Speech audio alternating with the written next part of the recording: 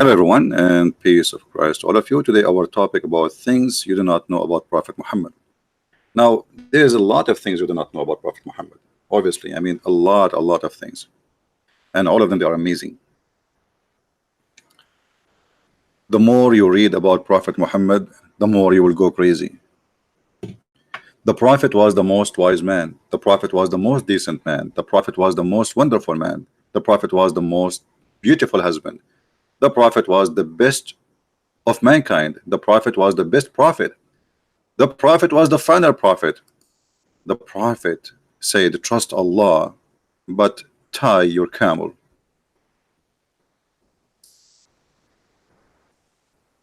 I don't know really what to say. Each time the Muslims they make articles about their prophet, I feel clearly that Muslims they are trying to say to us, worship Muhammad and tie Allah. Why they are praising too much Muhammad? If Muhammad is one of 124,000 prophet Allah he sent, why Allah himself he praised Muhammad and he forget about the rest of the prophet? Why Muhammad is the favorite to Allah? Why Allah did not send only one prophet, his name is Muhammad, and that's it?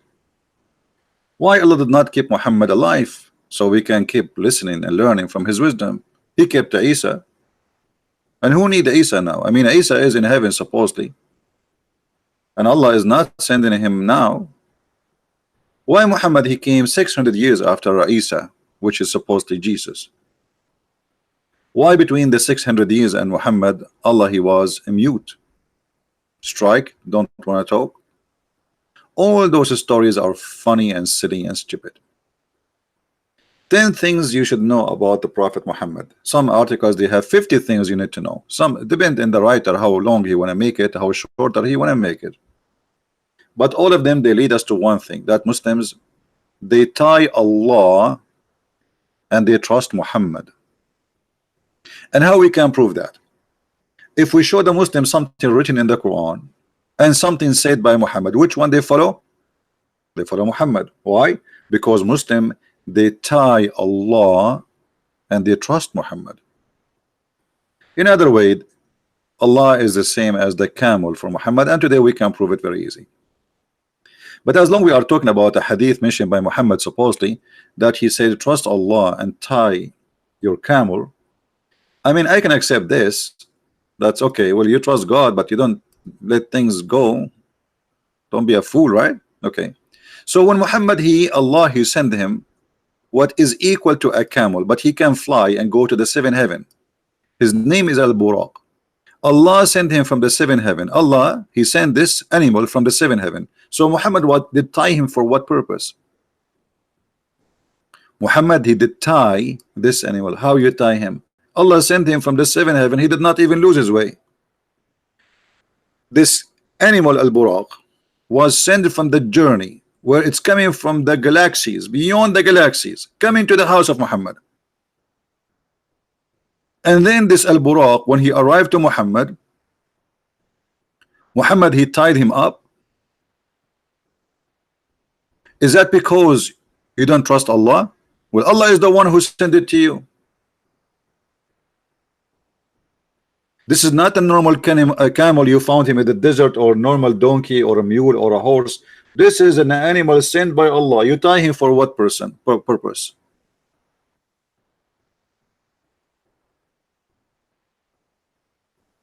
Here you notice that Muhammad he do not know even how to fabricate a lie. He is so silly and so stupid to the point even his lie is not even good for kids. You know, we have God, he sent me an animal from God knows where, millions of billions of miles away, and then what? I tie that animal in the wall, and that as long this animal is so powerful to the point he can go out of the zone of the earth. Remember, you see, imagine you tie a spaceship to a nail in the wall. Are you guys getting my point? Imagine we have a spaceship and we decided to tie the spaceship to the wall by a nail. I mean, who is the stupid who can believe that a little nail in the wall can stop this spaceship from flying.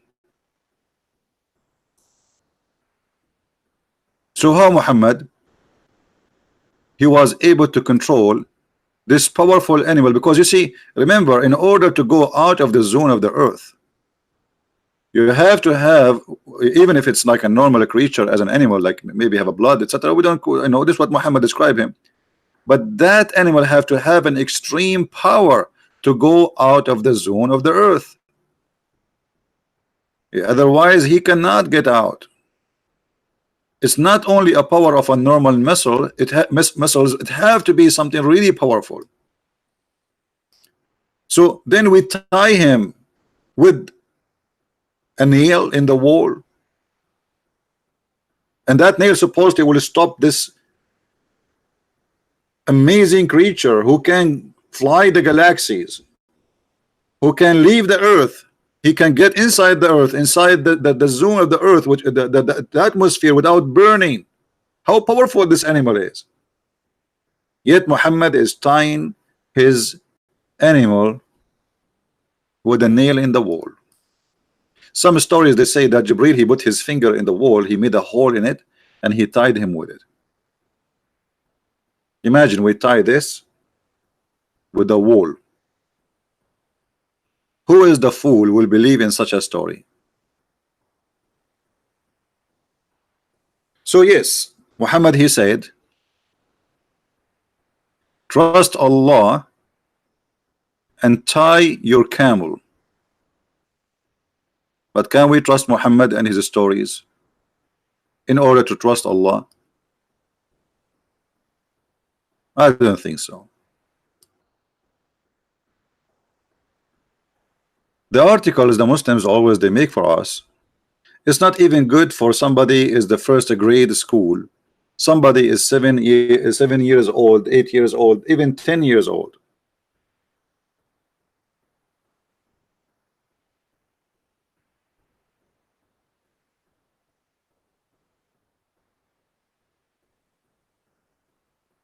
Have you seen video posted by Sanihu? This guy is just a, you know, this guy, he need to make 1,000 video about my video in order to fix what happened to him. This is what happened to Muslims. They challenge me once, then we spank them, and then they have to make 1,000 video to respond to my video. Let him try. We got him busted already. Too late. So look at this stupidity. Trust Allah, but tie your camel. I'm going to tie Allah today. I'm going to tie Allah and release Muhammad. This is the Muhammad they try to present for us in their articles. Prophet Muhammad, peace be upon him. And I didn't see that peace be upon him anywhere. But I mean, Muslims, they, you know, 20 interesting facts about Prophet Muhammad. Prophet, he's a camel boy. Does that make him special because a camel boy? I mean, even this one is a fact. Okay. His wife proposed him for marriage. Okay, I don't want to talk about this. You want me to talk about this? Even the marriage of Muhammad was a fraud.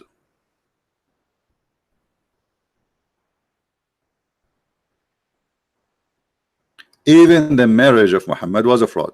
Let us get some reference so people will not say we are making things up. Khadija, she proposed to marry him according to the Muslims.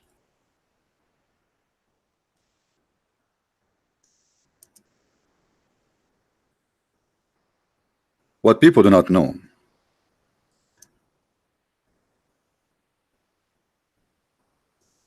that Khadija was a lot older than Muhammad. And Muhammad was from a bad family with bad reputation. So in order for Khadija, the old woman who's trying to get a younger man, a lot younger, she could not convince her family to accept this man who she want to marry. And why she want to marry? He is young, working for her. He was subdued. She ordered him. He do everything. Perfect toy. And here we need to ask ourselves a question. When Khadija, she proposed to Muhammad, What happened next? Let us see the story, and I want you to be the judge. How a person like this can be considered a prophet of God. And I will not show the story from a Christian resource. I will show it to you from Islamic resource, as usual. This is the book of Musnad Ahmad. Let us show it in the screen. I was just picking up the reference. The book of Musnad Ahmad, Imam Ahmad. And by the way, Imam Ahmad, when the Muslim want, he is strong. His hadith is strong. When they want, he is nothing. He's stupid. When they want, it's up to the mood, you know, up to what you are showing us. If you are showing us a story like this, we will reject it. Hadith number 242846. Let us show the whole screen so everybody can read, in case there is somebody who speaks Arabic. حدثنا أبو كامل حدثنا حماد بن سلمة عن عمار عن بن أبي عمار عن ابن عباس, etc. that the Prophet Rasulullah صلى الله عليه وسلم ذكر خديجة وكان أبوها يرغب أن يزوجه. أبوها, read carefully guys. Ibn Abbas reported from that the Prophet of Allah, he mentioned Khadija, and her father, he will not accept him. فصنعت طعاما وشرابا فدعت أباها وزمرا من قريش. So she made food, drink, alcohol, and she invited her father, and this is obviously, that's mean that Khadija, she is a growing, very old woman, live by herself. She do not need her daddy to live with him, but still this is a tradition that the family should accept. So she made food, drink, and she invited her father and people from Quraysh. They ate فطعموا وشربوا. They ate and they drank. حتى ثملوا, until they got so drunk. فقالت خديجة لأبيها إن محمد بن عبد الله يخطبني فزوجني إلى إياه فزوجها إياه. Muhammad, he's asking for my hand. The guy's drunk now. I have no idea what he's saying. Muhammad, he want to marry me. Please let me marry him.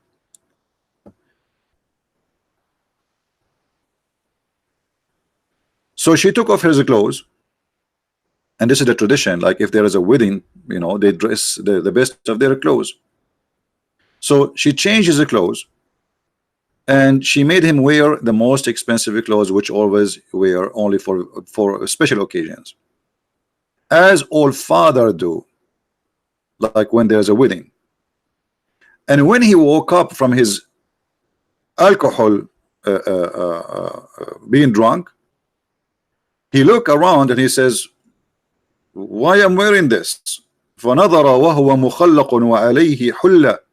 He found himself dressing very well, and he have the expensive clothes on him. So he said, what is this? What is that? And she said, Khadija, yesterday you married me to Muhammad. He said, I will marry you to this orphan. And obviously here, because he's a poor man, the son of Abi Talib, bad family. I swear by my life I will never do that.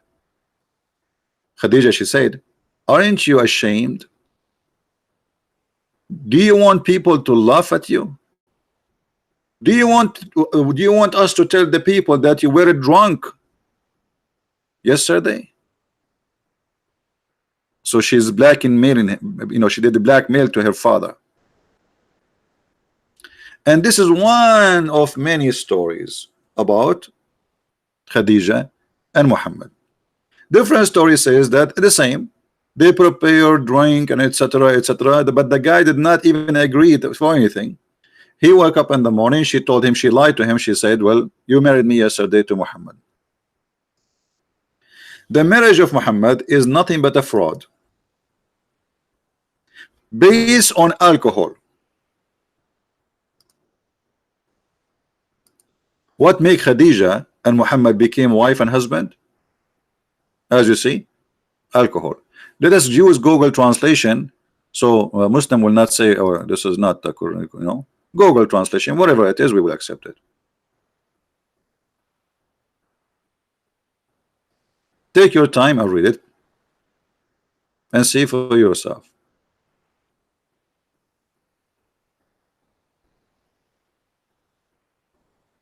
She drunk him.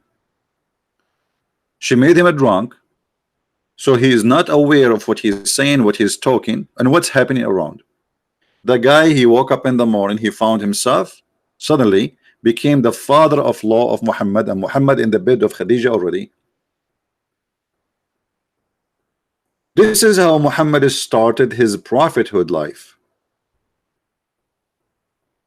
by fraud and by alcohol. Can Muslims say I'm lying?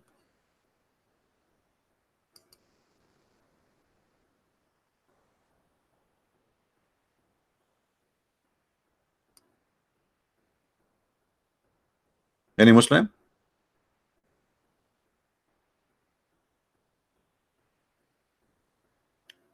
So the first thing we do not know about Muhammad, that he is willing to marry a woman she is a lot older than him just because she is rich. She has many husbands before him just because she is rich. Now, by the way, I'm not against any man to marry any woman of his choice as long as she is a woman. Who cares? I mean, this is something personal. But here, he is not marrying her for the money. I mean, for who she? He is marrying her for the money. How we can prove that? You see, if we go and check what Muhammad said, teaching wisdom to Muslims, what is the best to marry? What is the favorite style of marriage for Muhammad? Muhammad, he liked children's.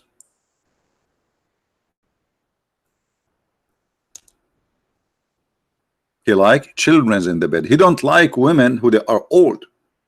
He don't like women who they are widow. Who don't like women who they are not virgins. And the story is in front of us, and this is sahih. To the point, Muhammad not only he don't like it, he is advising his men to leave their women who they are widowed. And he was asking one of his men, his name is Jabir, why you don't go and find a virgin, a child? The man is married exactly to a woman like Khadija, but not like Khadija in the age.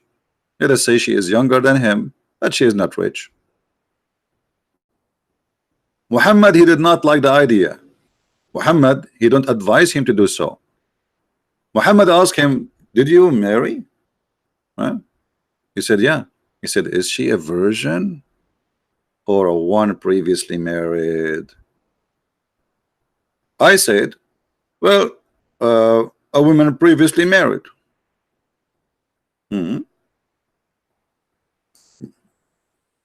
What a prophet of God should say to a man like this, who married a woman and he's happy with her? What the advice should be? Good for you, right? I wish you good luck.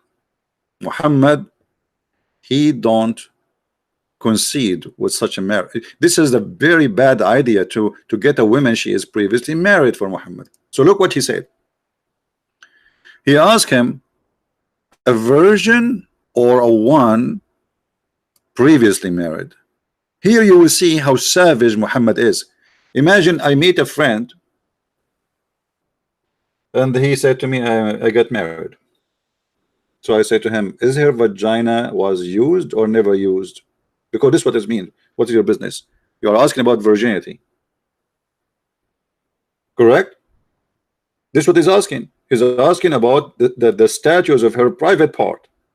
What is the business of a prophet of God to ask such a question? The man is married, he is doing nothing wrong, this is his wife, and this is none of the business of anyone. What kind of a question this question is? What's his business? I said messenger of Allah with one who was previously married. Muhammad here is unhappy. Whereupon he said, why? Why? Look, why, you idiot? Why you don't marry a young girl, huh? Why? And now Muhammad giving the real reason behind this wisdom, so that you could sport with her and she could sport with you. What the heck? So how Muhammad marry Khadija, the woman who is a lot older? She cannot sport with him. He cannot sport with her, and she is a widow, and she is not a virgin, and she is not young, which means none of those requirements which Muhammad preferred for marriage exist in Khadija. Do you see it?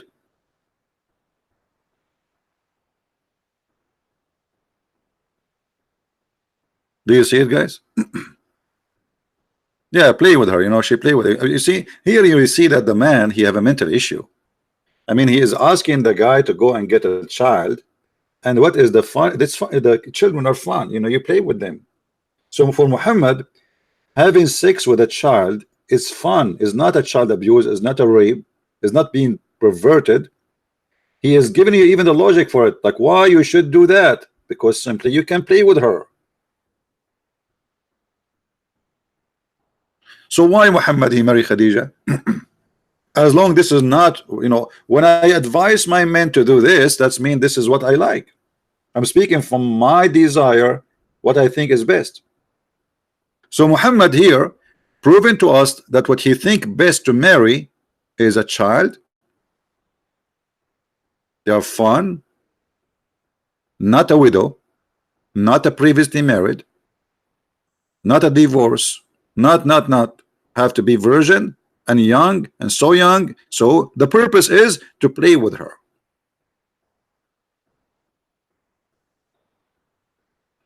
So why Muslims do not know, and why the Muslims don't tell us in their article they make that the Prophet was, number one, he was a perverted man.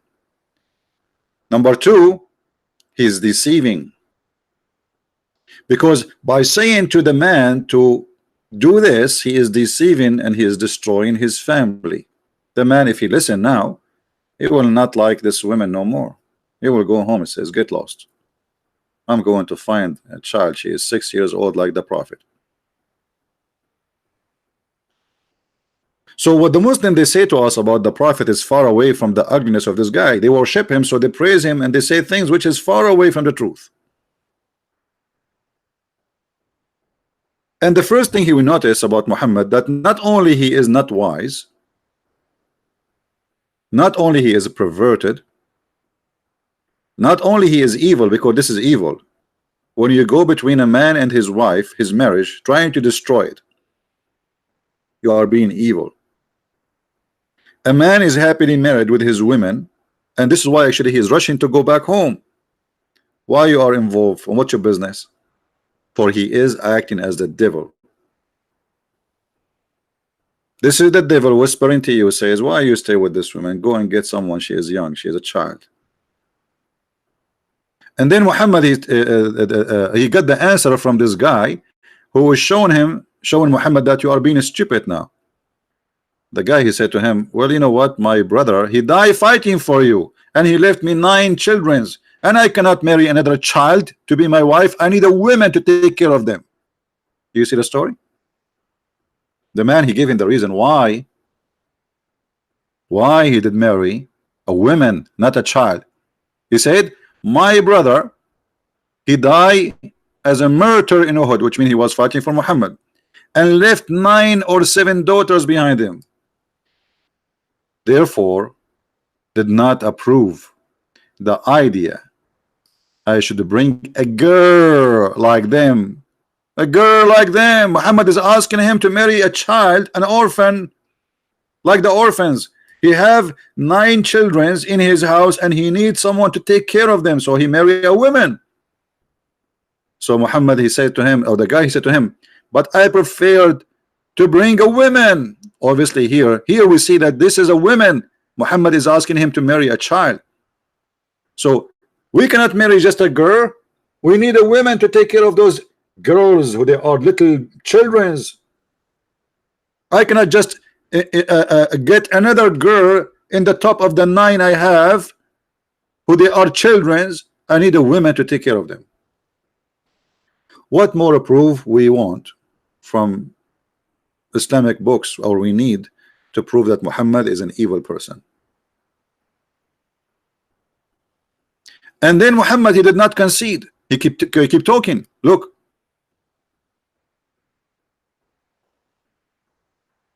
but I preferred to bring a woman who should look after them and teach them good manner.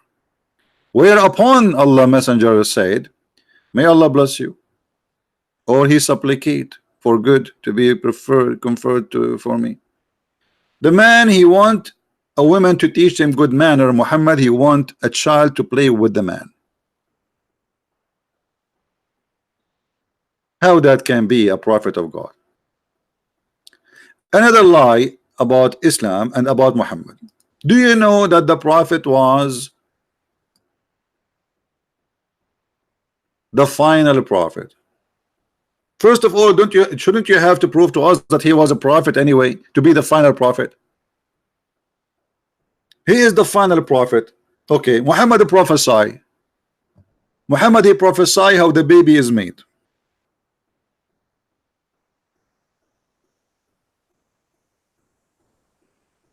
How the baby is made.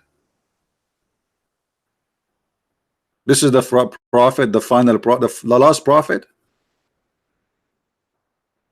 and this is what Allah told him, that the one who have orgasm first, the baby will resemble him. And here resembling not only mean the look, it mean male or female. Is that the prophet, the final prophet you are talking about?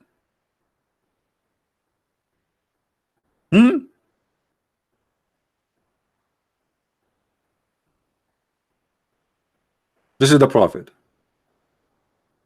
So he is the final prophet, but he says stupid things. Just to show you the intelligence of a prophet of Allah. I will look for something normal so you don't die laughing.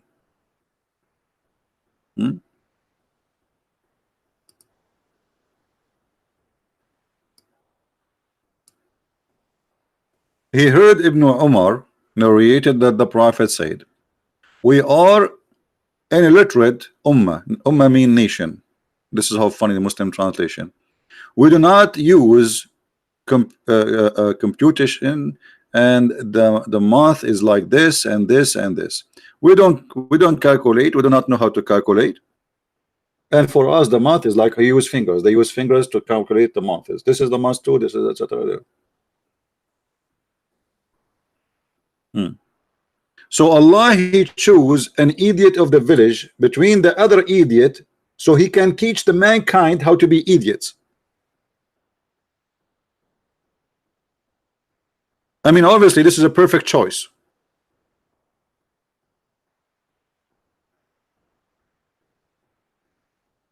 And that explains why the Quran is full of stupid things. And by the way, can the Muslims say that this is wrong? I mean, this hadith is weak? No. And that explains all the funny stupid stories Muhammad he come with, which obviously does not come from someone have a little education. He must be really, even the Pink Panther will not do that.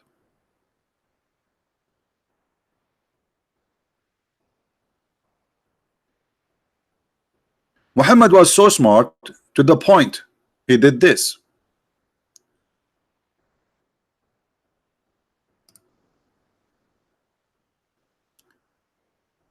Let us see.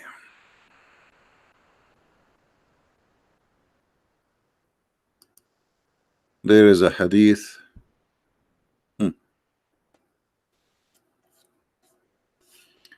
I was with the messenger of Allah while Maymuna was with him. Those are the wives of the Prophet. Then Ibn Kulthum, or Maktoum, sorry, came. Ibn Maktoum is a blind man. He is a blind man. This has happened when we were ordered to observe the veil. The Prophet said, observe the veil from him. We asked, oh, messenger of Allah, but isn't he blind? Unbelievable. Genius. I mean, this is really a genius. He's asking his wives to cover themselves because a blind man coming home.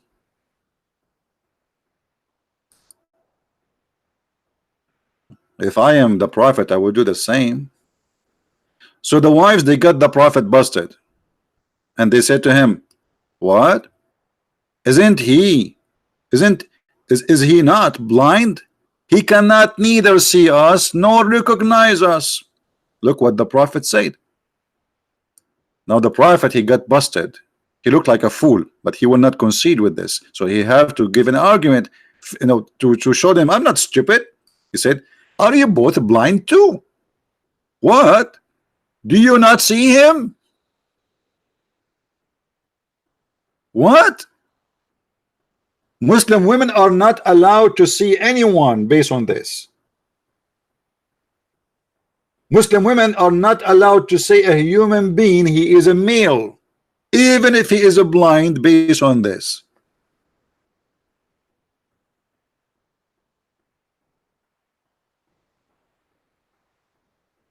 But remember, the veil is to cover in yourself, still you can see. He did not say like, he said just cover yourself, which means put extra clothes in yourself, veil yourself.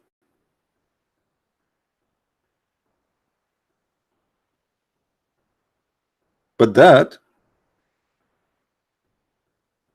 will not stop them from seeing him anyway. You just order them to veil themselves,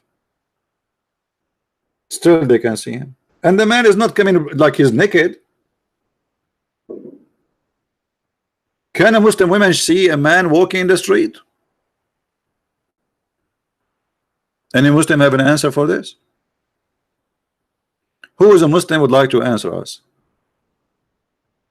Can a man be seen by a woman in the street?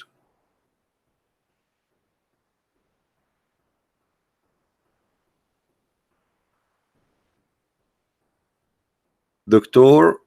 Zain Khairallah Yurid al-Hiwar. Okay, well, if he want to call me, he can call me, no problem. Let me open my Skype.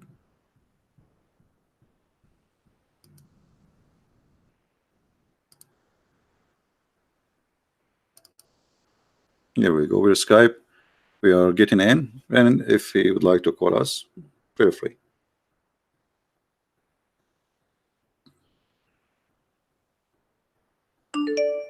Here we go.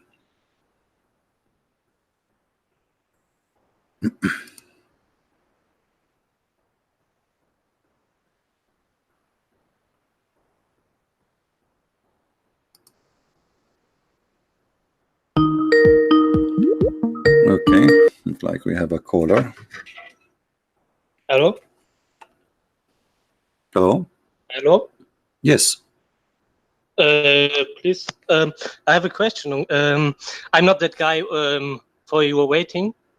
Okay. Just 2 minutes, okay? I'm not a Muslim anymore, but I live in the Western countries, and tomorrow I will meet with some Muslim people and Christian people, and we will discuss topics. And if they, also I listening to your program since 7 months, and if they say anything bad or stupid or lie, I will refute that what the Muslims say. So I want to ask you whether you can say, show me your references, your home pages which you use, so I can show them.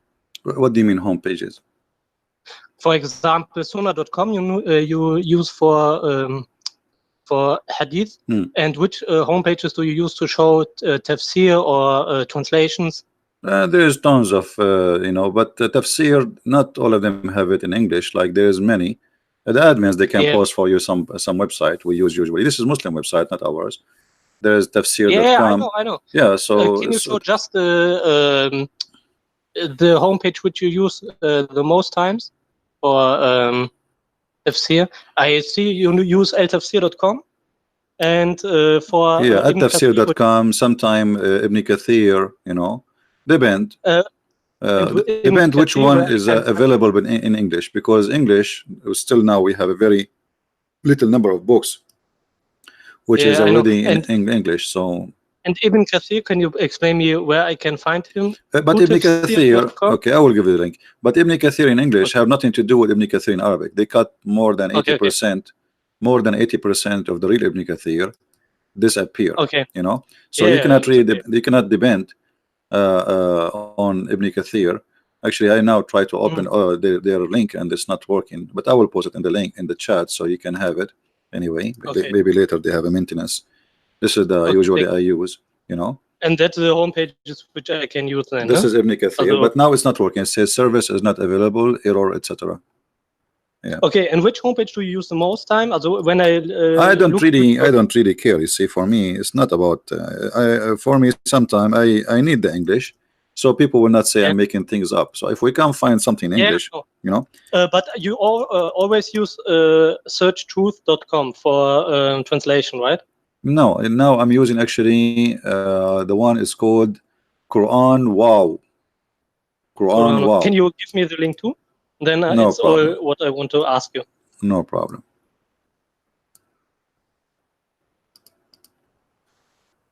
Here we go. Anything else, my friend? Thank you. No. All right, thank you very much. Okay, then I don't want to disturb anymore. Okay, thank you. Bye. All right. Do we have any Muslim want to say something? Where is the Muslim doctor? He want to call me, he said. Where is the Muslim doctor? He would like to call me.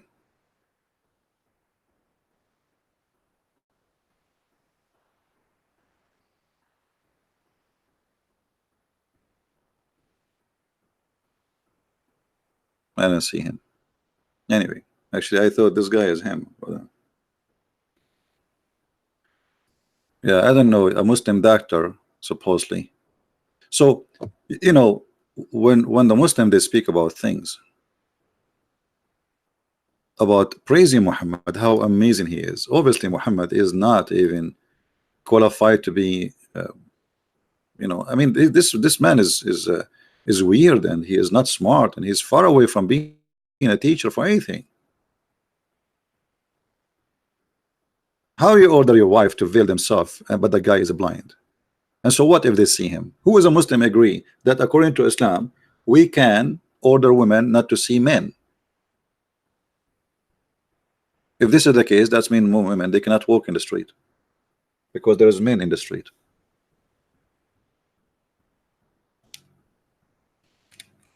How in the world we can accept such a thing to be coming from God? So why God he gave her eyes? Just to see inside her house? Should we jail our women inside the house? Actually, this is what Muslims do in many countries.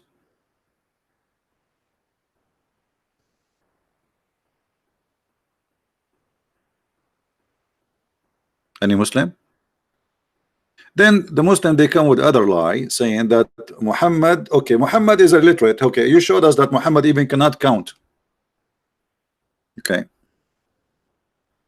Muhammad even he uses his finger to count, months. He don't even know how to count, maybe to 3 to 4. All right. So how you explain to us how the Arab, they were amazed with the Quran? The Arab were amazed in the Quran. Where? This is what the Arab said about the Quran.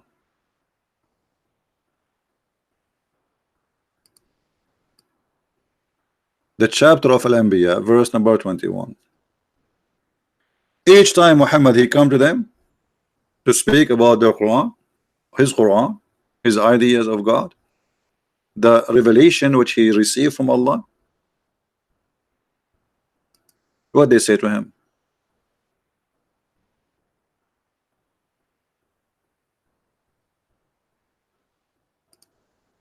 Do you see it? They say, this is nothing but stupid things. This is nothing but invented stories. This is not even a good point. What about you give us something solid as a miracle? This is nothing but this is nothing but copying from old stories from the old ancient people. We heard this before. Why you don't give us a miracle? Let him bring us just one thing of those he's given to before him. So why people before him, they've been given a lot of things which is amazing, and this guy, he have nothing. Here we go. They heard the Quran. They are laughing at the Quran.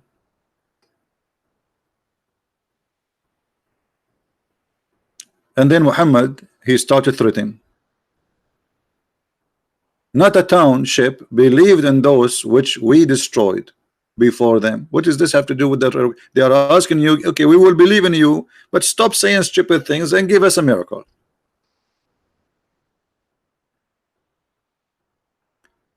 And then Muhammad, he want to prove that he's right. He said to them, go and ask the Christians and the Jews. What the Christians and the Jews have to do with you? And we sent not our messenger before the others than the man whom we inspired. Ask the followers of the reminder if you know not. Okay, how you say that the kuffar, the follower of the reminder, they are corrupt, they are bad, they are liars, and now to prove yourself you say ask them.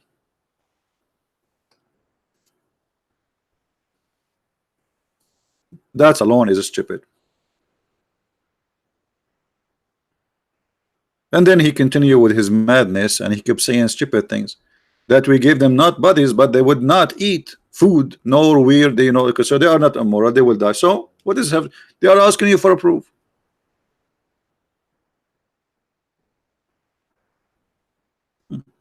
He started threatening, God will do this to you, and God will do this to you. Oh, what they are asking you? Give us a proof. And then because he mixed things up, suddenly he speak about himself having a partner, a woman, to have sex with her. If we had wished to find a pastime, in Arabic is the word lahu. Lahu is a female for sex, for fun. We could have found it with ourselves, not our presence. Okay, what does have to do with the topic? We created not the heaven and the earth to play. No, you did. Isn't the Quran says, we created not a human being and genie except to worship me. It's just for your fun. So if you read those verses, you will see that this verse have nothing to do with this verse, have nothing to do with this verse, have nothing to do with this verse.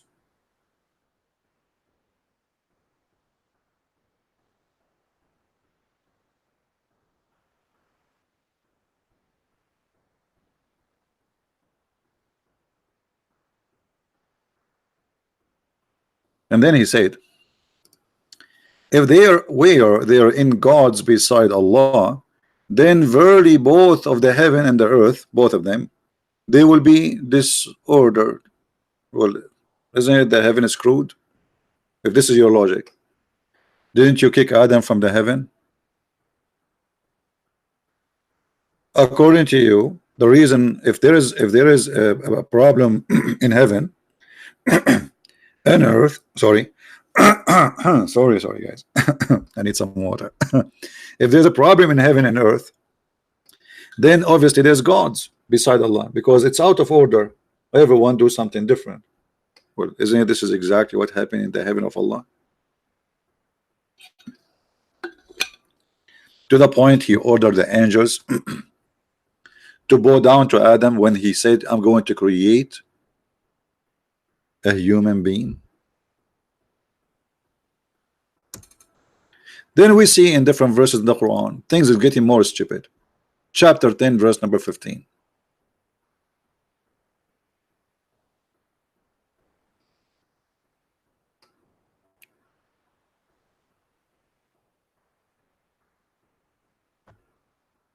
If you read the story here, you will see that how Muhammad is confused and how much he is collecting stories from people before him, and all of it is stupid. Alif Lam Ra.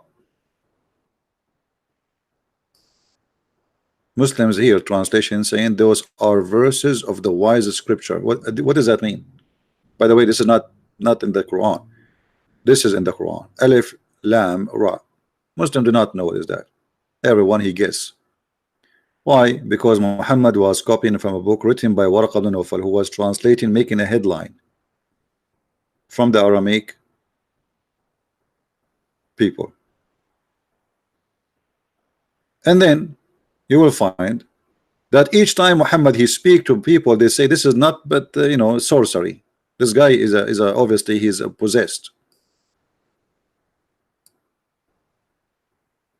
This is what the Arabs see or saw on the Quran. And then Muhammad he proved to them that his God is a true God. He says Allah he created the earth in 6 days, and then he established himself upon the throne.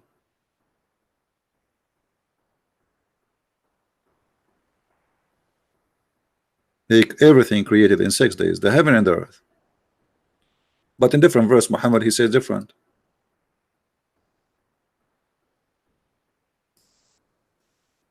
Proving to us that Muhammad is not only non-consistent in his statement, he is stupid.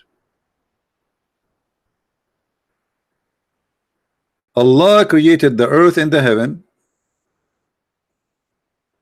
in 2 days.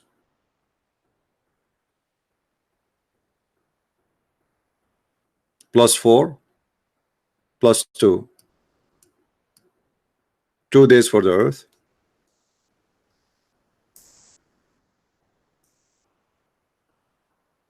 Do we have any Muslim want to say anything? How this can be from God?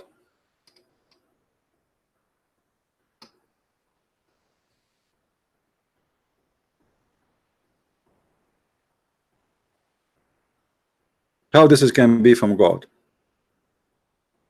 Allah has created every animal of water. Every animal created of water. By the way, it doesn't say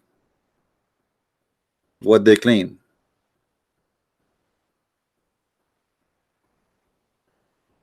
وَجَعَلْنَا مِنَ الْمَاءِ كُلَّ شَيْءٍ حَيٍّ. كُلَّ شَيْءٍ حَيٍّ. Let's see other verse.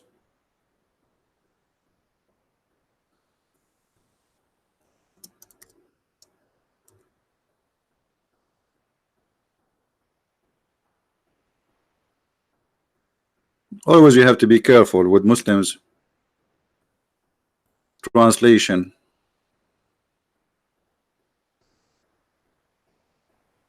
Don't they see who disbelieve? Don't they see that the heaven and the earth was one piece, and then we parted them? And then the Muslim now they say to you this is the Big Bang, but this is not what the Quran is saying. By the way, the Big Bang is just a theory, it's not even a fact. However, the Muslim they try to adopt anything around to make Islam as scientific.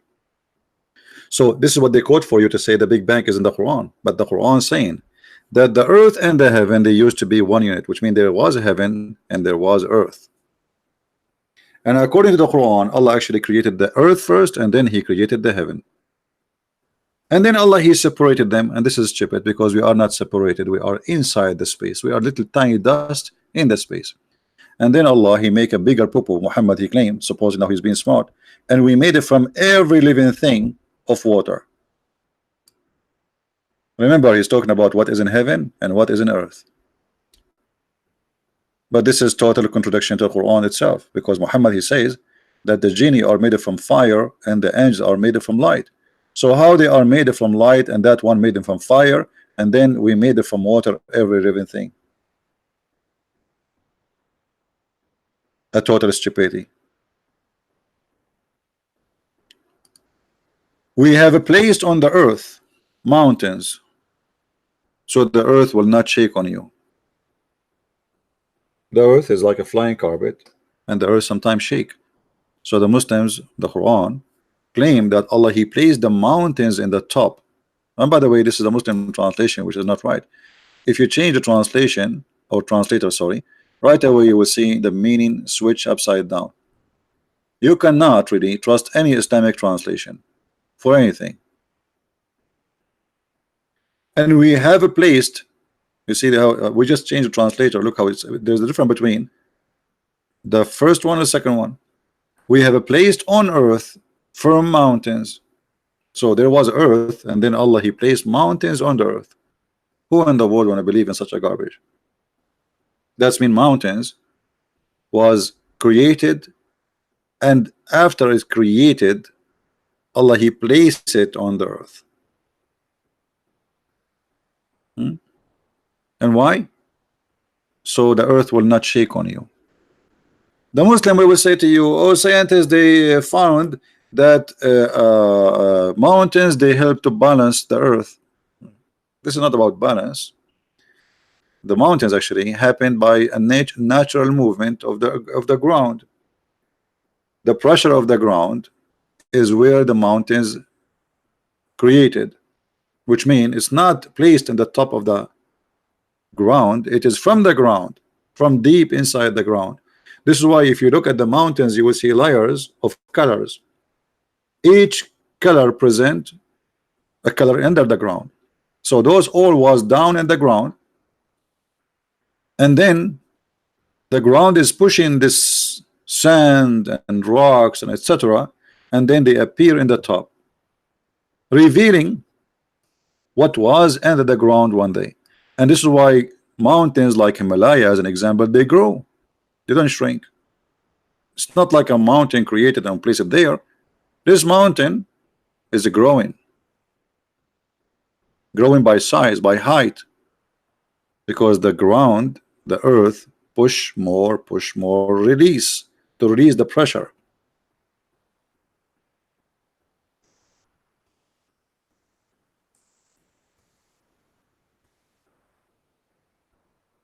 Let us see.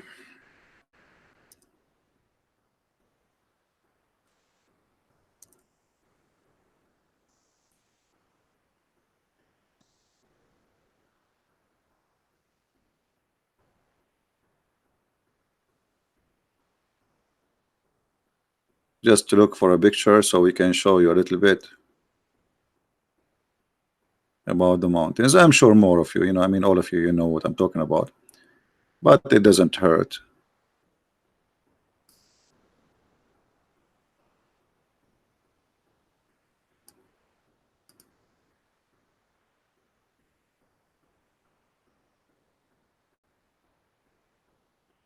I'm just trying to find a clear picture so we can use as an example.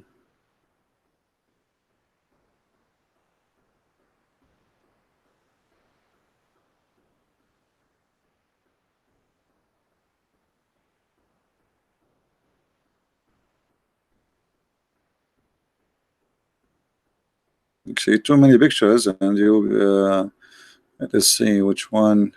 I want to see like the one is close up to the rocks, so we can show what we are talking about.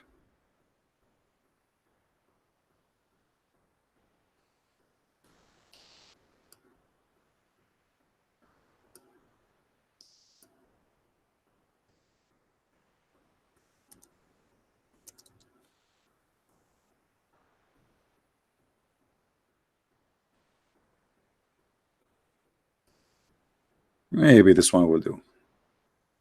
So if you look at those rocks here, you will see that there is layers of the rocks. It's not like it was not one piece. It's not one piece where it is happened suddenly. It is the ground pushing up. This is why the top actually present the oldest part of it, and the one is connected down to the ground is the newest part of it. So the more you go down, the more new the mountain is. The more you go up, the more is going to be aging as existence. So according to the Quran, Muhammad, he tried to explain how the mountains are exist. Allah, he placed them in the top of the earth because the old legions believe that mountains are exist because God, he made the earth flat like a carpet, and if you don't put mountains in it, the carpet will fly. It's like going to the park and putting rocks here and there in the end of the sheet. You want to sit in the floor with your family. So if we don't have those rocks, the wind will push this sheet and is going to fly. So what we notice about Muhammad, that he claimed to have knowledge, but he is an idiot. And the Muslims, they try to cover up, fabricating tons of scientific miracles, which in fact nothing but hocus and funny stuff. And the Arab, as you see, they make fun of Muhammad. They did not find Muhammad speaking science. They found Muhammad that he is an idiot. We made a video before. We showed you how Allah supposedly created the earth, and how Muhammad, he don't even remember the order of the creation between chapter 79 and chapter number 41. One chapter says Allah created the earth first and then he finished the heaven. One, it says he created the mountain first and then the grass, and then after that the sky, he make stars. And the other one says Allah, he finished the sky, he finished the stars, and then he created the mountains, and then he created the grass, and then the tree, which mean in total different order. So what do you not know about Muhammad? That Muhammad is always under the influence of legends and lies he heard from people around him at that time, because people, they were naive. Like what? As an example, the story of Solomon.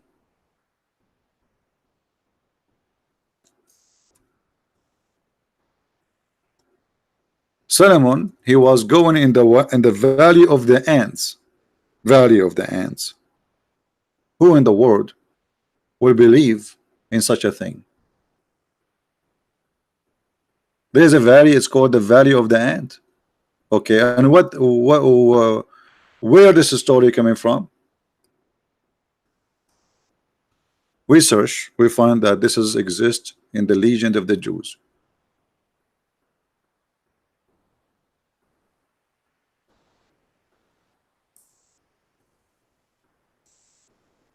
There's a chapter in the Quran, actually. It's called Chapter of the Ants.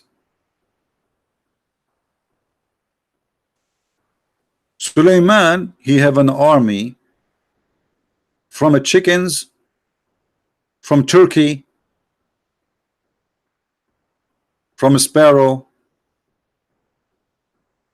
from a human, from genie. He have a three kind of army: human, genie, and birds. Do you need really to be genius to find out that Muhammad, obviously he's a liar, and he adopted the stories of the fairy tale and he make it as God saying to him? Allah, he taught Suleiman the language of the birds. Okay, why Allah taught Suleiman the language of the birds? Because he have an army of birds. Hello? How the guy will give commands to the birds?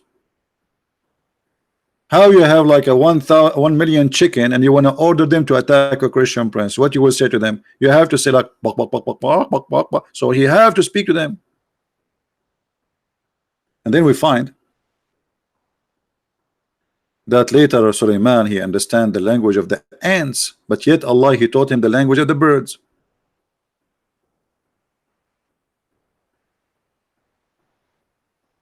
Somebody asking question. I had an argument with a Coptic. Suppose preaching against Islam is not Christian, so do nothing.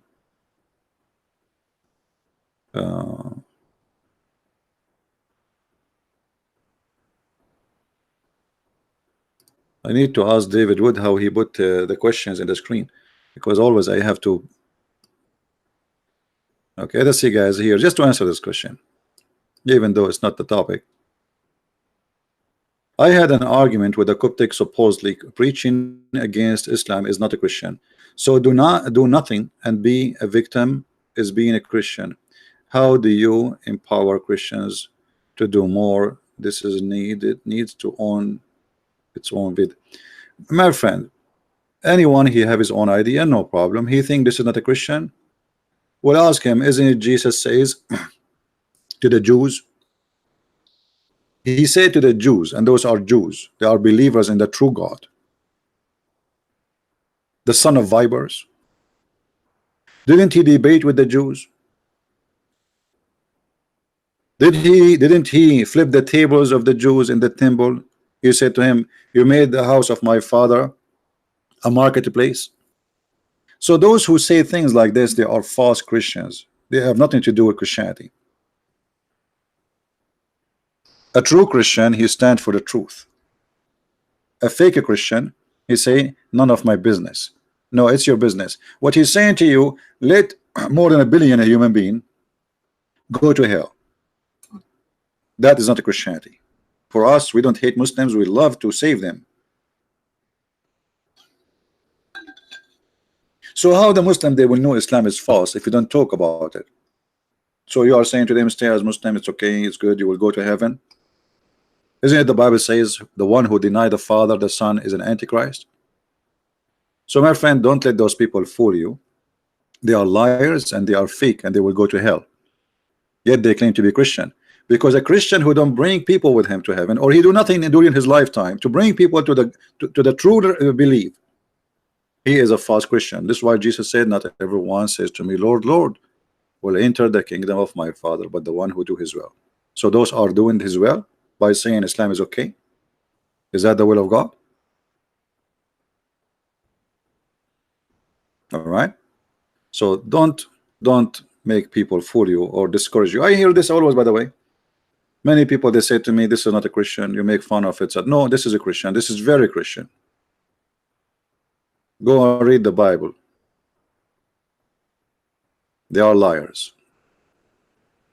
And the devil always, he try to like he encourage you to do the wrong and he discourage you from doing the right. If I post right now a video in YouTube about women doing belly dancing, nobody will flag my video, right? Post a video about women shaking her ass in the front of the camera, everybody will give you a like. Nobody ever will flag your video. We make a video, we can't even keep it in the screen for 2 hours.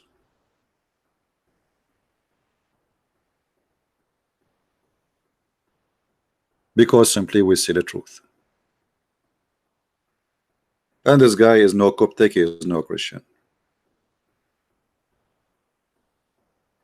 Now, let's go back to our topic. As you see here, the story in the Quran alone, in this chapter alone, proving Islam to be false. Who in the world would believe that this story happened to Sulaiman? Flying carpet.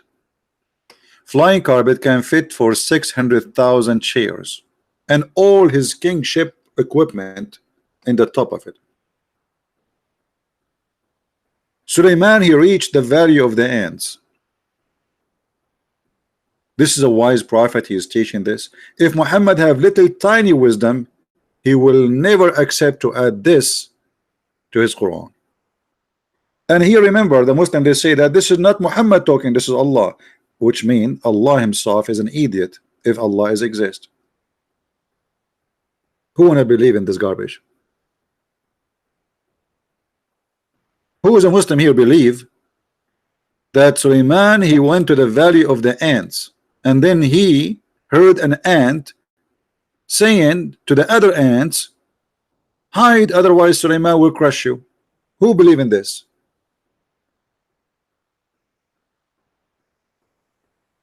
Anyone?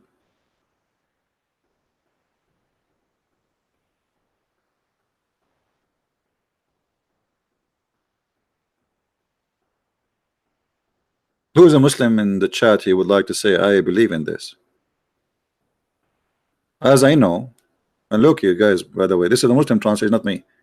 And Sulaiman or Solomon, he was laughing at her speech, but ants don't talk. Ants are deaf, mute, they have no hearing, they have no ears, they do communicate either by vibration or by chemical. What he heard her speech?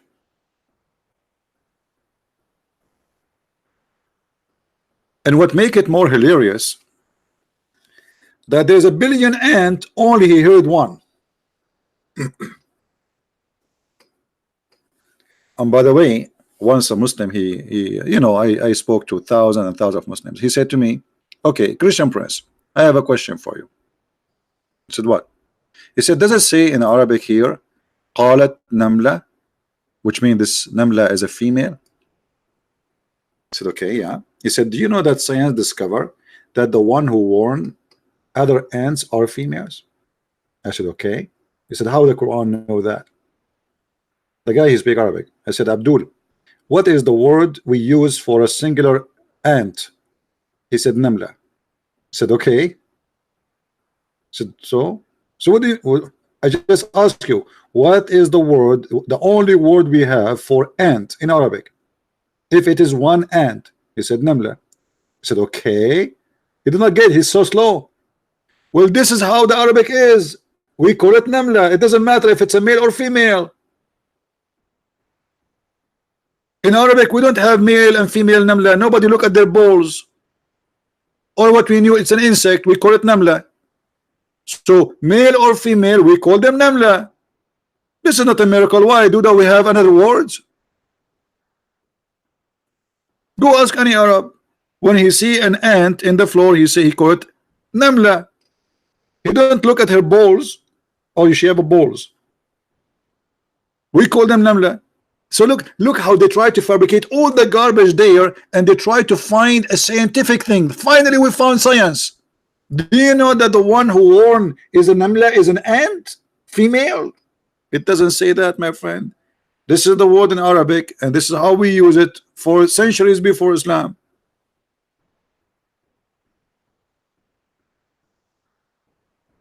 And then what is driving me crazy, how this ant knew the name of Suleiman? Because guys, look at the speech of the ant. Did you notice the speech of the ant? The ant, she said, enter your dwelling lest Solomon. Okay, I got it. An ant is warning the other ant to hide. How she knew his name is Solomon? I will give you three options. Solomon, he have a tag in Arabic. It says, I am Solomon. How she knew? She's an ant.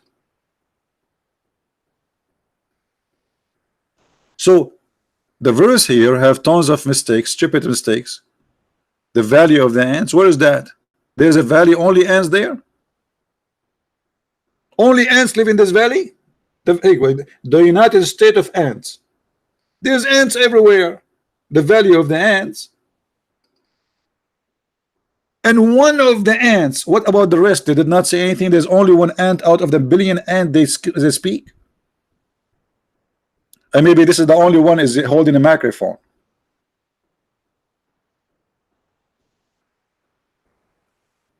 And as long as Suleiman, he can hear the sound of an ant, which is a mute, I feel sorry for Suleiman, because how many sound he hear for all the insect around him if they are making noise? This guy, his ears must be really crazy.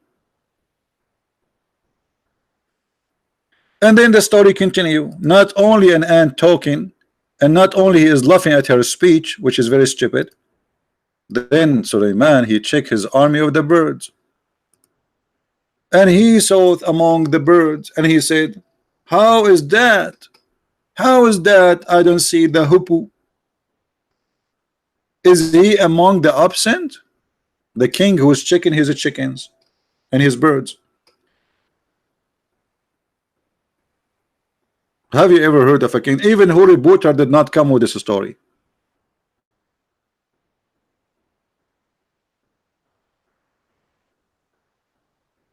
Who in the world want to believe that this is God telling us a story about a prophet? His name is Solomon. This is a story. You can go right now, search for in Google a book. It's called The Legend of the Jews. By the way, it's for free because it's more than 100-year-old. The Legend of the Jews. You will find the stories there.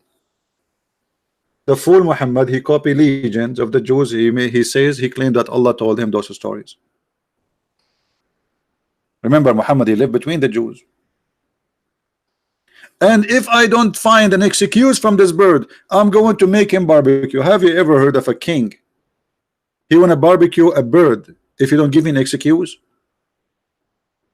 So now the bird, he come in front of the king. Hey, king, please don't barbecue me. I was looking for you for a woman. This is why the bird was absent. He was looking around, and now he found a woman who have no hair in her legs, which is very unique. We are Middle Eastern, we are very hairy. And then after he told him about her and where she is located, Sulaiman, he ordered his flying carpet, and bingo. And this is God talking. And here you will see that Sulaiman is discussing how we can get this woman. One of the genie, his name is Afrit. Afrit, by the way, he's a genie. Let me see if I can find you how Afrit look like for Muslims, how they imagine him. Give me a second, let me.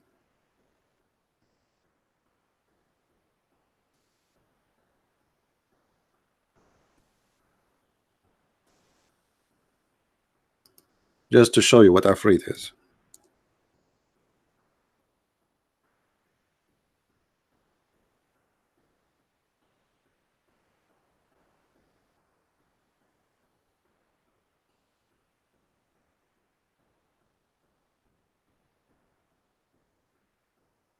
I'm trying to find the picture.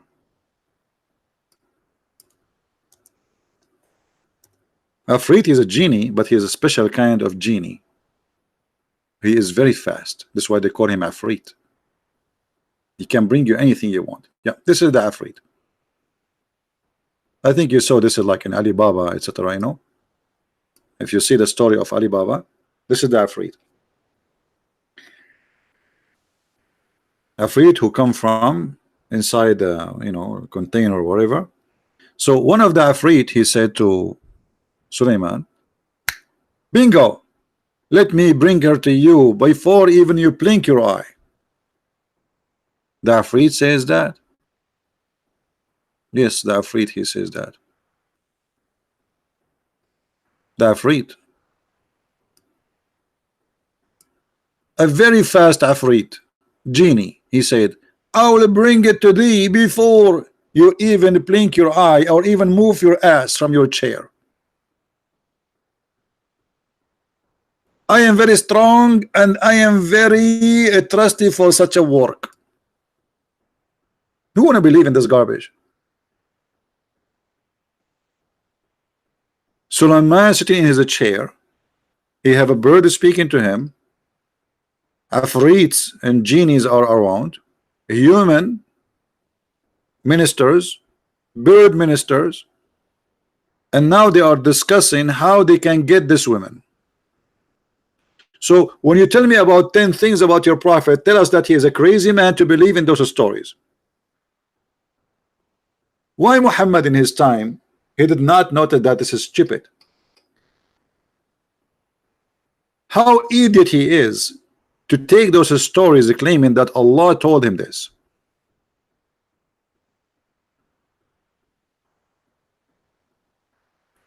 And by the way, here there is something mystery. I changed the Muslim to tell me what is that. قال الذي عنده علم من الكتاب أنا آتيك به قبل أن يرتد إليك طرفك. Who is a Muslim? Tell me who is this guy. The one who have the knowledge of the book said, I bring him to you before you blink your eye. Who is that? Who is a Muslim? Tell us who is this.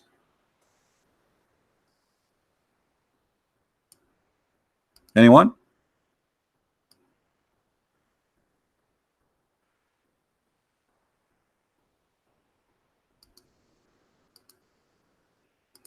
Just to show you the madness of this cult. Who is this guy?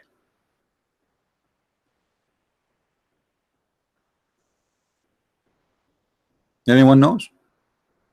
Who is this guy who have the knowledge of the book? Which book? And how he can bring that woman so fast before even he blink his eyes? Who is this guy?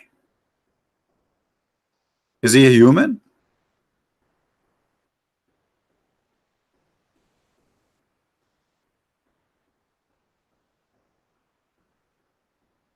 Hmm?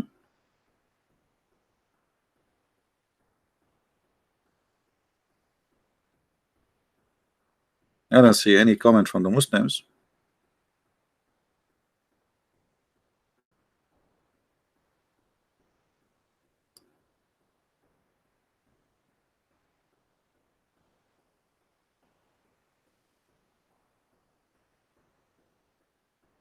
What happened?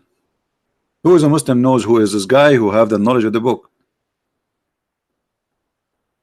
I'm just giving you a chance, all of you, to see that Muslims, they have no idea what is written. And what is this? The guy, I mean, what kind of a book? He says the one who have knowledge of the book, he says that. Who is that? How we will know now who is this? Jibreel? No, not Jibreel. Anyone? If you read the Islamic interpretation, you will get dizzy. Everyone give you his own interpretation. The edge or the end of it, we arrive to a guy, he is a Jew.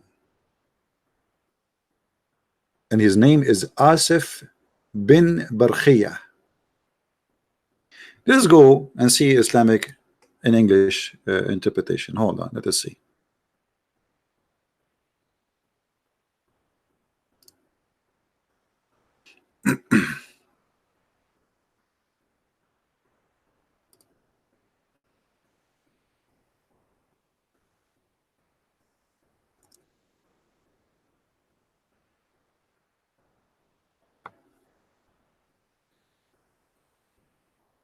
All right.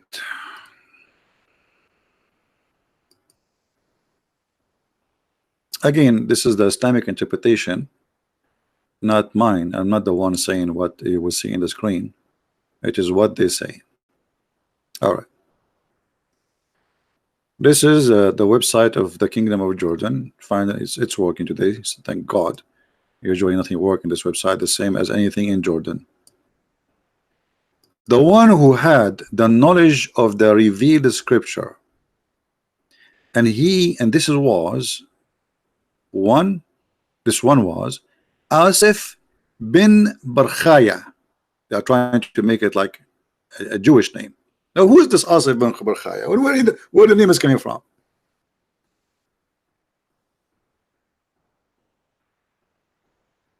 And as long as he is a person who have knowledge in the book, how he can bring the women before the guy he is even blink his eye?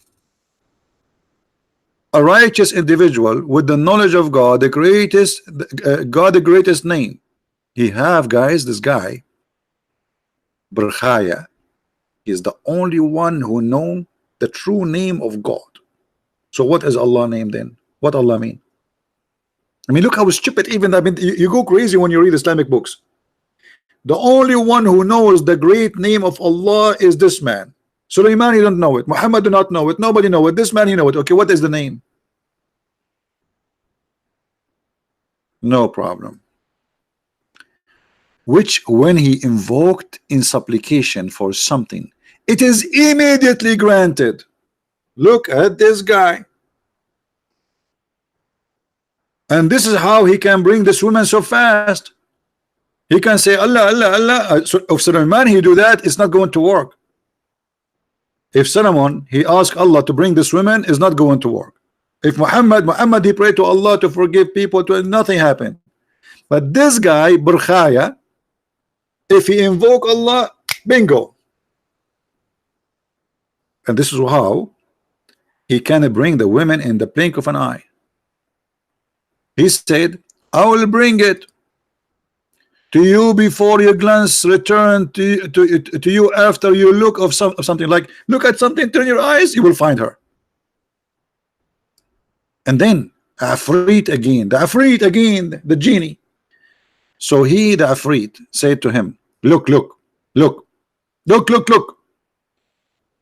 up toward the heaven, which he did, and when his glance returned in front of him, he found Balqis throne placed before him. Look at what happened. The guy, Suleiman, he looked up in the sky, he looked down again, he found the throne of Balkis in the front. This is the Queen of Sheba.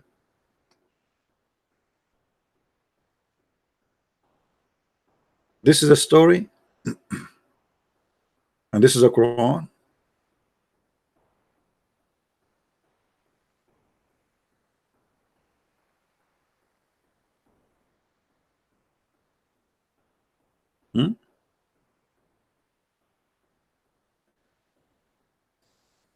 How Muhammad he accept those stories and put them in the Quran.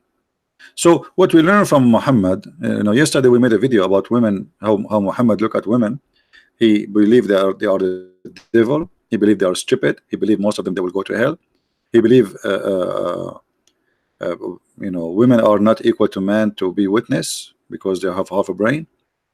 We should beat them. We should they are like property, etc. And today we learn that Muhammad obviously is an idiot to accept and adopt stories from people before him, and he rejoined those stories, making it as it is coming from his God. And by doing that, he exposed himself. Who in the world want to believe in this garbage? How I can believe in it?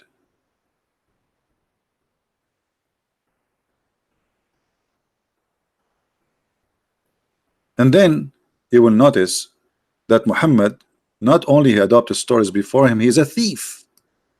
He claiming stories belong to him. As an example,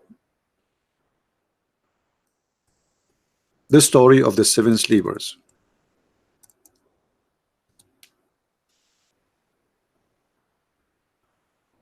The 7 sleepers is a great example of the thief Muhammad.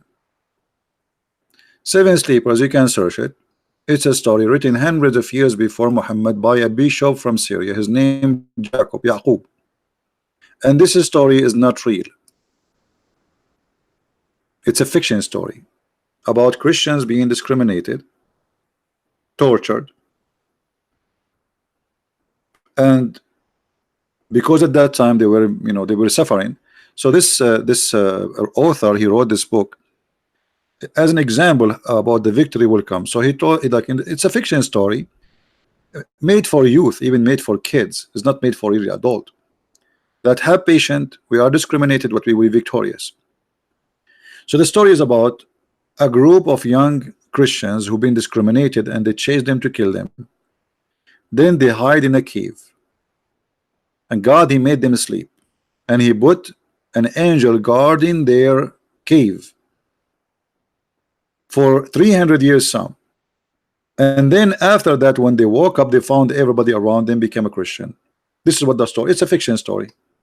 Muhammad, he took it, he put it in the Quran, and the Christian, they were dying laughing at Muhammad doing that, because this is a fiction story. And not only Muhammad, he put it in the Quran, Muhammad the idiot, because he was trying to copy the story from others. You will see here in Arabic, it says,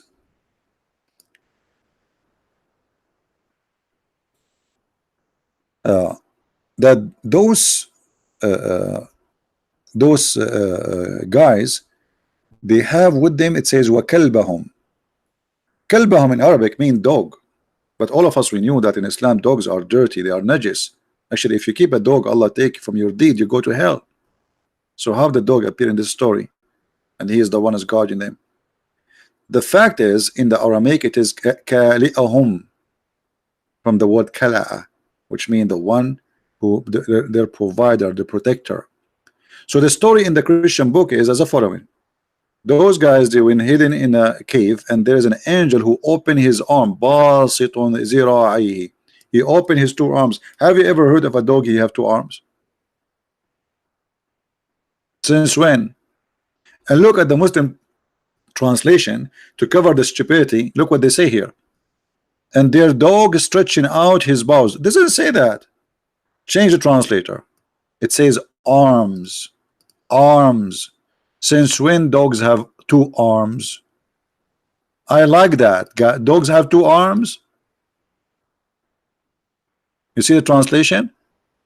Far cross.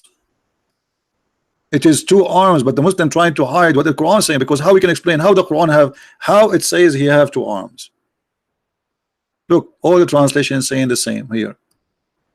We will keep changing until we find one of them is truthful.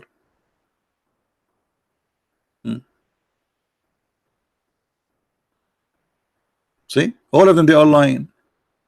If we take the word zira'i in Arabic and we post it in Google translation, we will find right away that the word arms, the word zira'i is arm.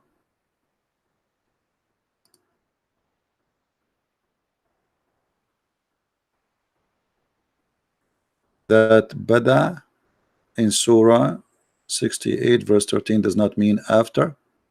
Bada. Okay, we will go there after we finish this. You see all the translations saying they are stretching or stretching, but the fact in Arabic it says zira'i. Why? Because Muhammad, he did not understand in Arabic, the Aramaic language. He thought this is kalbahum, which means their dog. However, this is a fiction story. Muhammad, he took it, he put it in the Quran, and you will see how silly the Quran is by reading this verse alone. Some people, they say, speaking about those seven sleepers, so the people will say now, they say they are three and their dog is now is the fourth, and some they say they are five and their dog is six, and some they say they are seven and their dog is number eight. I mean, what this is? Just tell us their number. And then the answer what? Say, Muhammad, only my Lord know their number. So what is the number? What the point of saying some they say they are three and their dog is number four, some they say they are four and their dog is number five, some they say number six and their dog is number seven, some they say they are seven and their dog is number eight. Give us the number, man. What okay, obviously this guy, he do not know. They ask him, okay, how many they are, because Muhammad is a liar. Each time he tell the story, he tell it differently. He's not sure really what the number is. So they are asking him, okay, what is the number? And he was afraid to give the number because it's going to get busted. So he said, some they say this, some they say that, some they say that, and Allah only knows. And not only that, look how silly. My Lord knows their number. No one know them except a few. You just said no one know them except a few, and my Lord know the number. So what the number? You just said only few knows.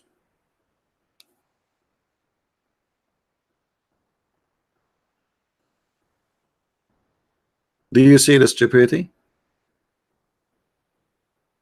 How this can be from God?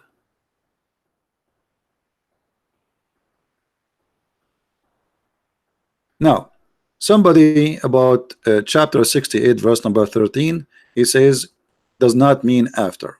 All right, let us go to the Quran, chapter 68.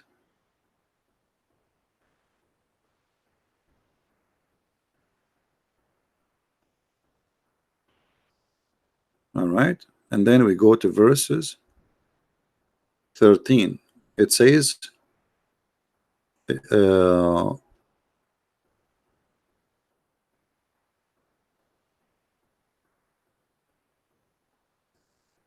I don't know really what the question is here. Does not mean after, ba'da.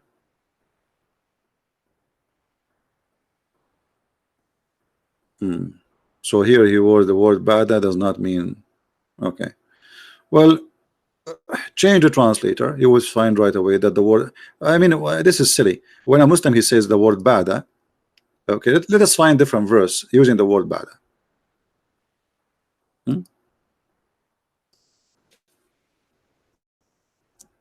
And you will find it's mean after that.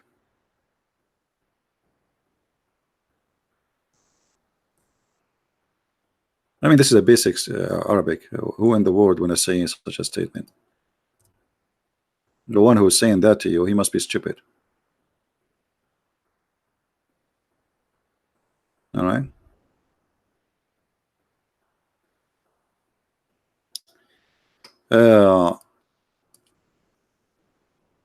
If we go to this verse,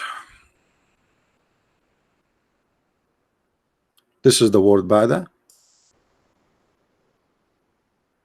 and this is the translation.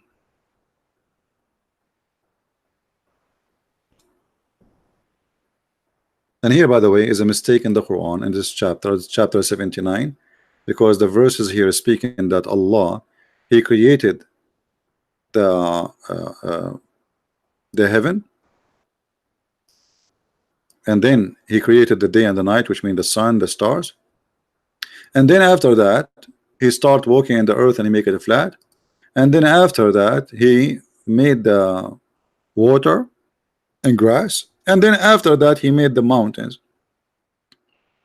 But this is totally different from the chapter 41, where it says totally the opposite. You can check it out.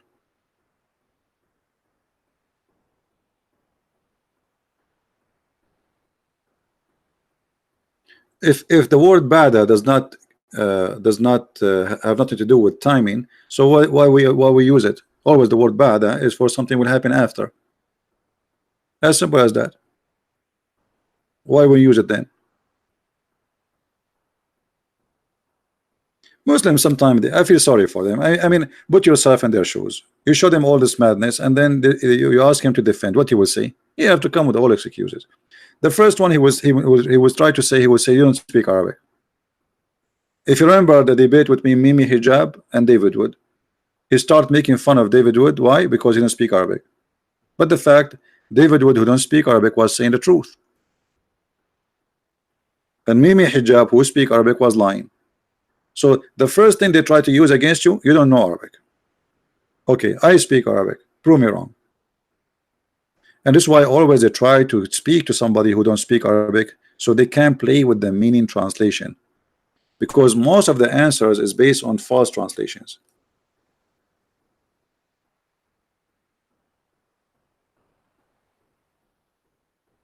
No, not 99%, 100%. Always bada is about after. That's what bada mean. Bada always come as after, doesn't come as something else. There's nothing else. Until now, we don't have any Muslim really trying to contact me. He wanna call me. I don't see anyone.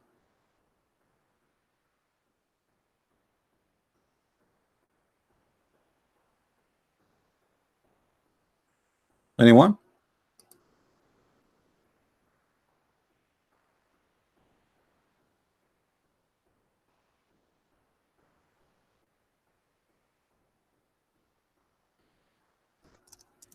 Who is a Muslim would like to call me? I'm not going to ask you any question.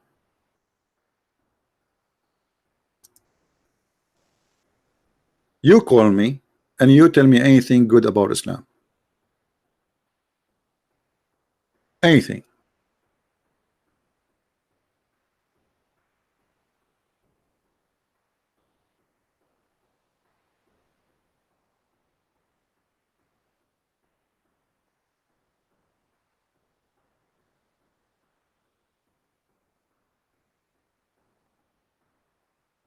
Anyone?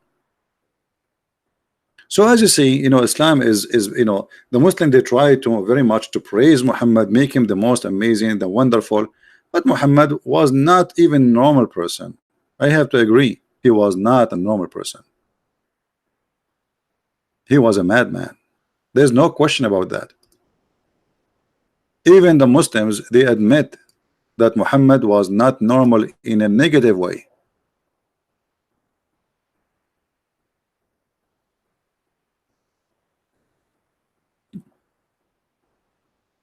If I say to you, there is somebody he tried many times to commit suicide, what you will say? Is he normal? Is he stable? Is committing suicide, trying to kill yourself, is a sign of somebody stable? This is the Muslim books saying that the Prophet of Allah, he tried to throw himself from the top of the mountains many times. Do we really need to prove that Muhammad obviously have a mental illness? The story itself proving to us not only Muhammad is suffering from mental illness, but it's a continuous situation, and it's a kind of a silly. Each time, read carefully.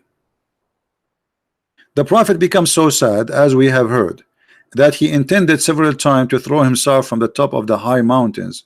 several times? Do you see the word several times? Why Muhammad trying to kill himself several times? What he was trying to, what lead him into such a point? I mean, you are lucky, you are prophet of God, you are the final prophet. Allah, he gave you power of 40 men in bed. Even me, I don't have that. I have 39. So why a man like this, the best of the booty, as many women as you wish, fifth of every attack, and yet you want to commit suicide? I mean, what's wrong with you? Several times, and look what happened. Each time Muhammad, he tried to commit suicide, what happened? This is Muhammad's story, remember, because he is all alone there. And every time he went up to the top of the mountain in order to throw himself down, Jibreel, again Jibreel, here we go, Jibreel is coming. Jibreel would appear before him and say, oh Muhammad, you are indeed Allah messenger. Okay, so what the reason Muhammad want to kill himself? Muhammad don't believe he's a messenger. Do you see it?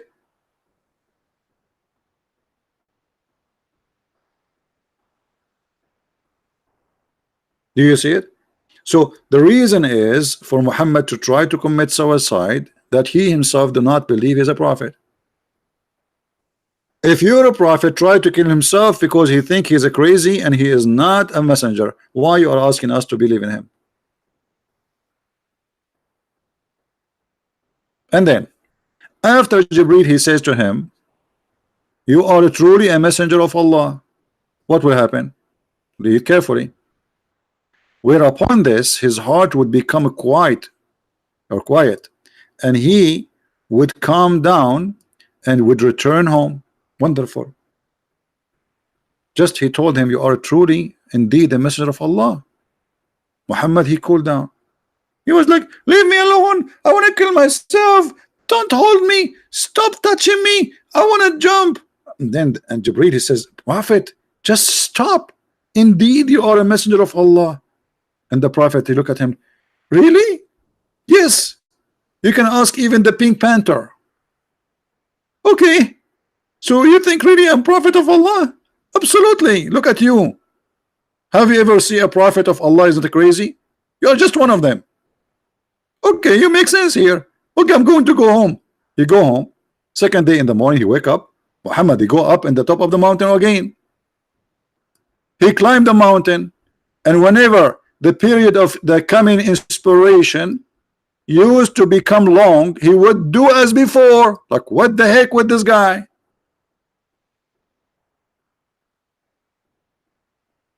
So he climbed the mountain.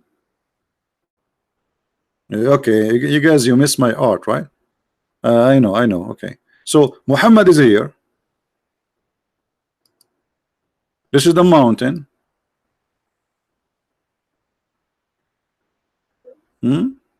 This is the mountain, and Muhammad, he climbed the mountain.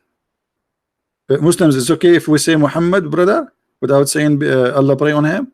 It's okay. I hope he will not do anything to me because I said Muhammad with his name without, like, I mean, SAWFM, short wave, long wave. So Muhammad, brother, he climbed the mountain. He's here now. Muhammad is here, brother. Muhammad is here. Muhammad is here. Muhammad is here. Muhammad is here. Here. I feel sorry for him. Here, he can't breathe no more. And now he is in the top of the mountain, and he want to throw himself. And then Jibreel appeared in front of him, and he hold him from his panty. Well, why Jibreel don't appear for him here before he go to the mountain? In his home. The poor guy, he climbed the mountain all the way to the top of the mountain, and now you appear for him. What about you tell him before you go?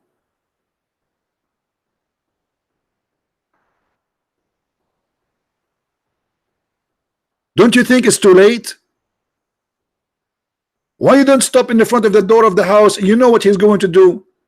Tell him, Habibi Muhammad, you are a prophet, Muhammad. And the prophet will look at you and says, thank you, you told me before, because I was going to throw myself from the top of the mountain. You believe it? Habibi Muhammad, don't do that, Muhammad. Here we go. I told you before you go to the mountain, he climbed all the way. I think Muhammad was trying to lose weight. So he do hiking, and God knows how hard it is to climb a mountain. And then when he arrived in the top, Muhammad, he said, Jibreel said to him, Habibi Muhammad, don't do that, Muhammad. Muhammad, he says to him, leave me alone. Leave Brittany alone. I want to commit suicide. I'm sick of this life. I hate myself. Muhammad, Habibi, don't do that, Muhammad. You cannot even jump anyway, Muhammad. I'm holding you from your belly, but you cannot do it. Leave me alone. I want to commit suicide. I hate myself. I'm not a prophet. And then the angel, he says to him, as same as before, he says to him, truly, truly, you are a prophet. And this is how you convince him as a prophet, just by saying to him, truly, truly, you are a prophet. I mean, how easy it is. You say to a guy, truly, truly, you are a prophet. He became like, okay, I am a prophet. Okay, I believe you. A second ago, he was going to kill himself. A second after, just because you said to him, indeed, you are a prophet, right away he said, okay. Okay, why you don't remember that yesterday you told him the same? Why second day is doing it? So either you have to admit that Muhammad is a madman, stupid, or he is fabricating the story. You tell me which one. Master Harun, you want to call me? Call me. Who's holding you? Do you need invitation? Any Muslim can call me. You are welcome.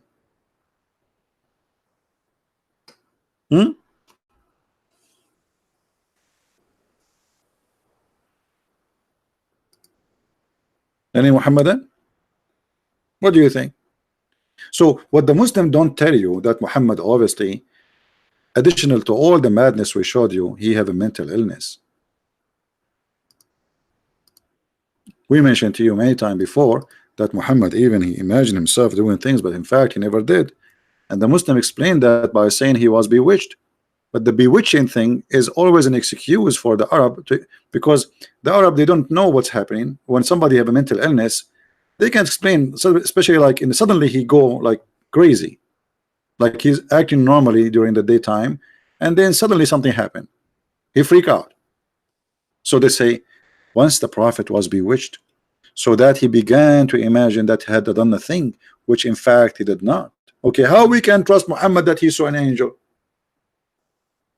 The guy he imagined, as you see, you Muslim, you say our prophet was a bewitched prophet. Well, nice to meet you, Mr. Bewitched. A prophet who was bewitched. Allah have time to protect Jesus, Isa, but he have no time to protect the bewitched prophet. Here we go. The prophet is under the control of the devil. This is what bewitched mean. Controlled by black magic. Muslim believe in black magic. Where was Allah at that time where Muhammad was bewitched? He was weak, taking a nap, vacation. And not only he was bewitched and he imagined things, even his sex was fake. Even that is like was very tough on him, to the point even his sexual life was fake. So how we can trust him? The Prophet continued for such a period of time, imagining that he had slept, had boom with his wives, but in fact he did not. So what he was doing? When he imagined he was having sex, what he was doing exactly? Eating falafel? How we can trust a guy like this? So even Islamic books, and until now we showed you nothing except Islamic books. Even Islamic books witness that Muhammad is mentally ill.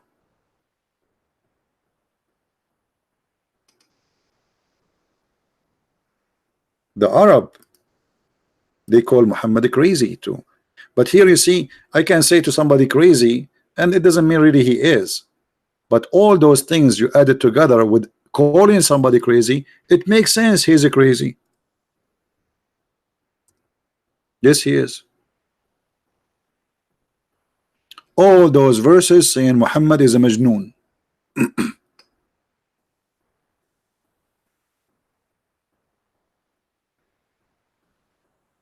Do you see it? The Arab, they did not find it amazing. They found this guy is a crazy man.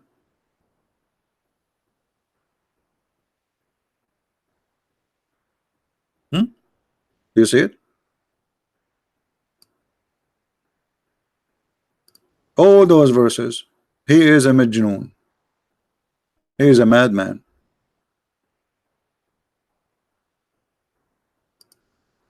This was the opinion of the Arab on Muhammad.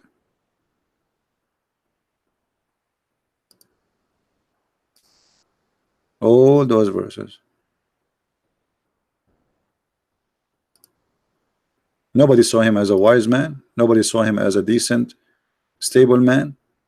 They saw him as a madman. And the Muslims agree. Muhammad was bewitched, according to them.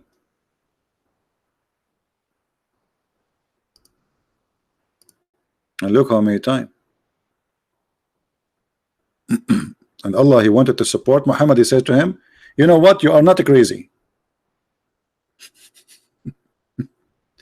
Allah saying to Muhammad, you aren't crazy. But the man who tried to commit himself, suicide himself, he cannot be a normal.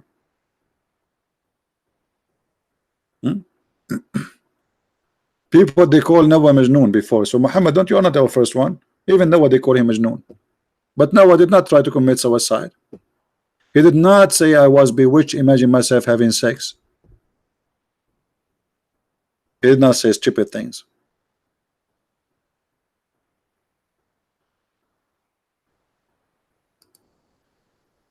What the Arab they say when they see Muhammad reciting Quran?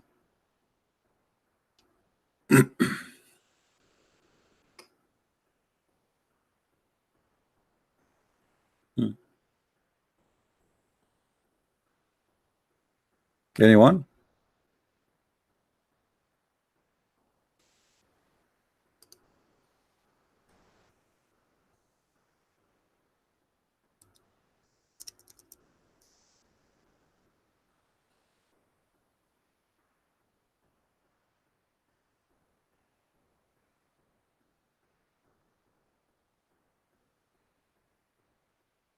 Any Muslim?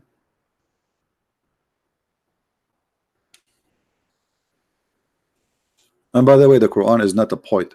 It's a stupid book. It's not Arabic is horrible. I can make 10 times better than the Quran. What 10 times? 1,000,000 times better than the Quran. And don't say Jesus Akbar, my friend. This is an insult to Jesus. Akbar means bigger. We don't worship idols, and Jesus is not an idol. Any Muslim?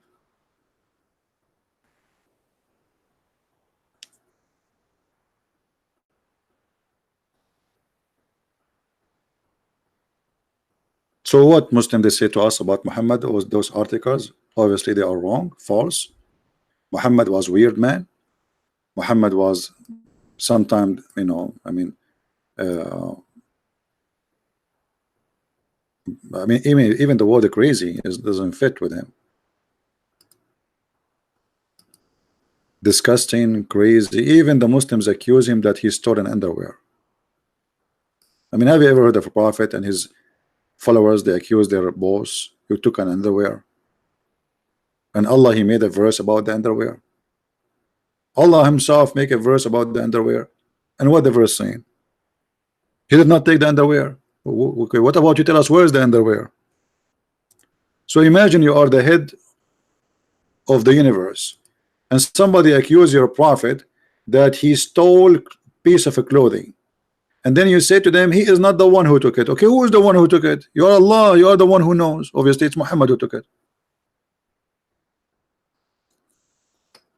So you send a message from the 7 galaxies saying to us Muhammad did not take it. Okay, what about you tell us who took it? Until now it's missing.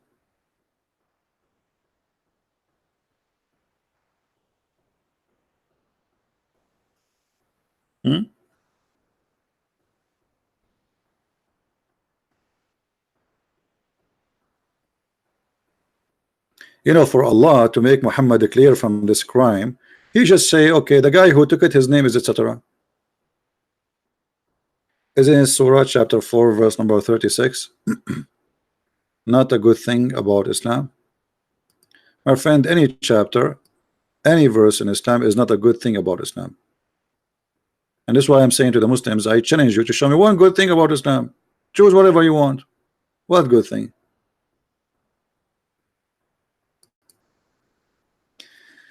And serve Allah, ascribe nothing as partner into him, and show kindness to your parents. Muhammad saying show kindness to your parents. So what we would do with the chapter 9 verse 23?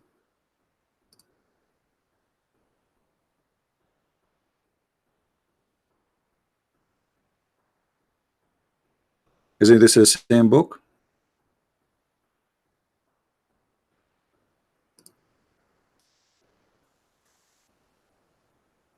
We cannot take your father as a friend. How we show kindness? By not taking them as a friends. They are your enemy. Is that how you show kindness? You cannot take them as a friends. Your parents, your mother, your father, and even your brothers from your blood, you cannot take them as friends. So when you see a verses in the Quran, you might say, okay, here look like sound Muhammad is a good guy. Look, he's teaching that you should be nice to your parents. Even they quote for you. Do you know that Muhammad, he says that heaven is under the feet of the mothers? Well, heaven under the feet of the mothers, but mothers, they will go to hell. So what the Muslim explained that to you, that mothers will go to hell, but you go to heaven if you are nice to them. How stupid is that? You know what I mean? Isn't it Muhammad, he says that most of women, they are going to go to hell?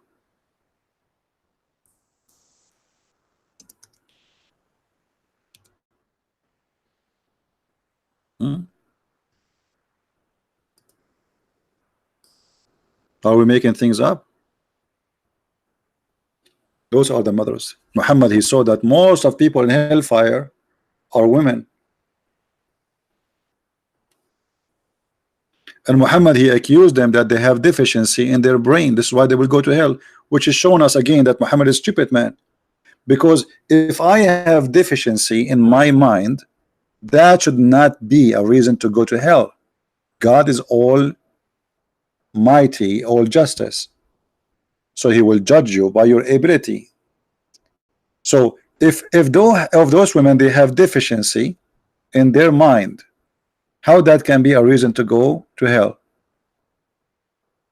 Deficiency, you see, if you have a defect, is a defect by the maker who make you, not by you. It's not me. Let's say I am born and I have a problem in my head. Okay, is God going to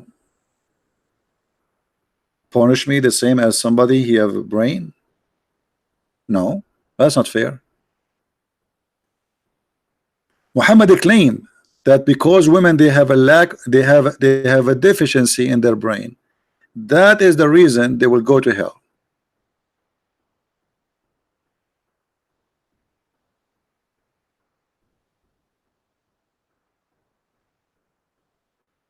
Lacking of intellect. Have you ever heard of a stupid argument like this?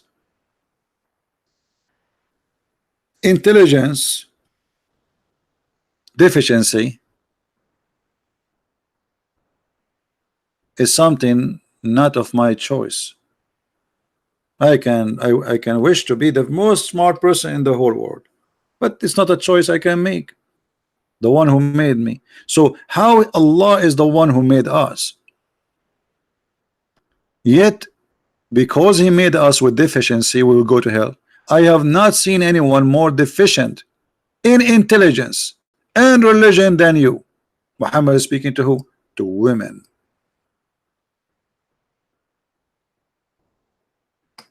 So because women, they have deficiency in their intelligence, they will go to hell. Muhammad is supposedly, now he is smarter. He proved to us how women, they have deficiency not only in intelligence, even in religion.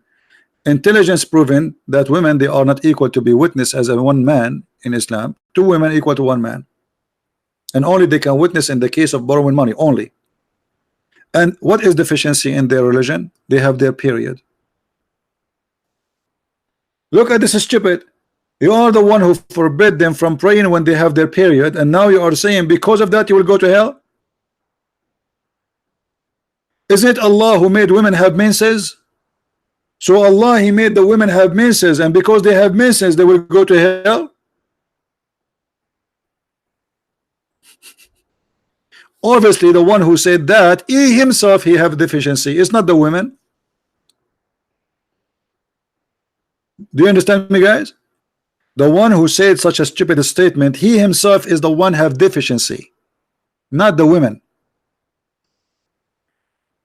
You can go to hell for something you did, not something you created with. That's stupid. So the deficiency in their brain is the guilt, and that will make them go to hell.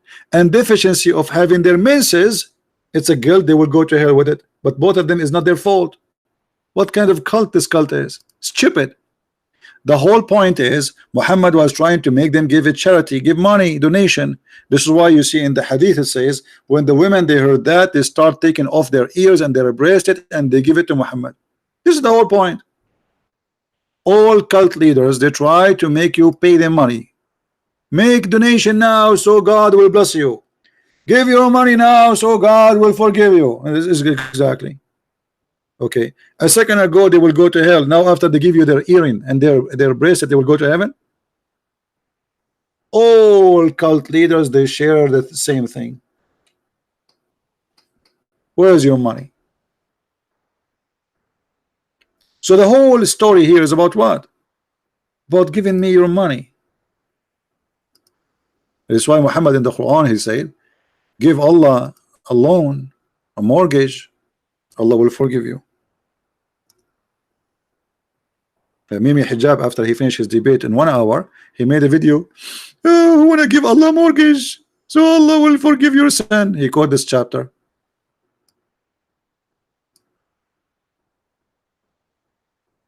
He said to himself, I just finished the debate, the Muslim they like it, which is obviously hilarious, and now it's time to get the money.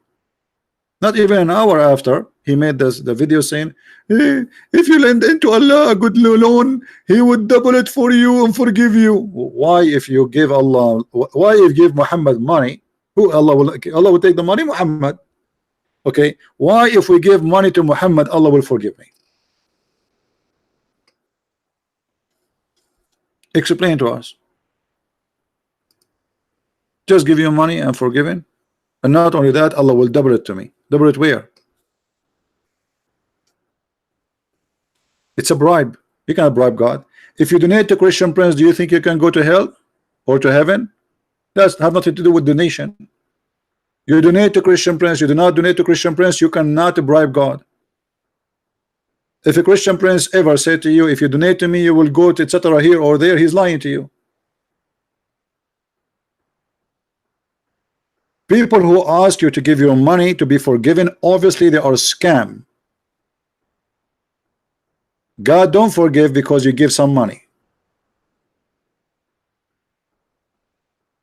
God can forgive you for being a person who repent, a person who is changing his life, who he was something bad and he became something different. He repent. He asked for forgiveness. He helped others. So the donation is not the way to go to heaven. And the one who says that to you is absolutely a liar, and he is trying to fool you.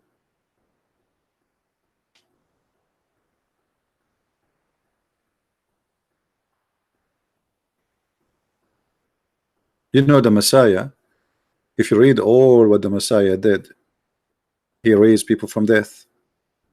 He healed all kind of illness. He never took a penny. And here when I say he never took, he never asked. He never say, if you pay me, I forgive you. And supposedly, remember, we are talking about the Messiah who we believe is God. While the God of Muhammad asked him, begging for money, claiming that if you give him money, it's a loan, he will forgive you. The Messiah, he was saying, totally the opposite about money.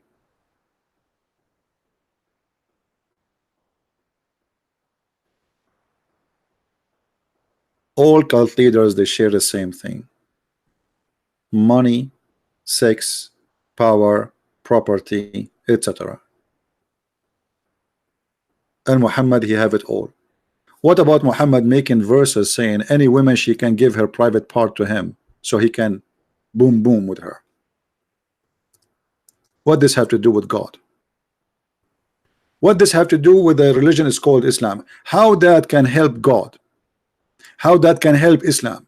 Any woman she want to give herself to the Prophet, and he made a long verse saying all those women, they can take off their panty for me. This is from God. All those women.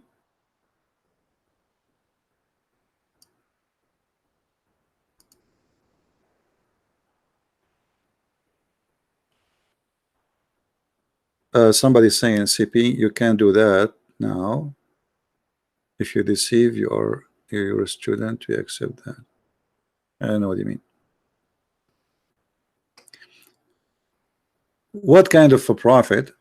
He says any woman she want to give herself to the Prophet, and this is a privilege for him. And look, the Muslim, by the way, they translate the word yastankihuha, which is ing, if in her, not marrying her, as a privilege only to thee. All of this about women, a privilege only to thee. Isn't it obvious? So we have God, he have a law for mankind. All of them, they have law, except Muhammad, he have a privilege. And the privilege is about penises and vagina and money. Isn't it obvious that this guy is a scam?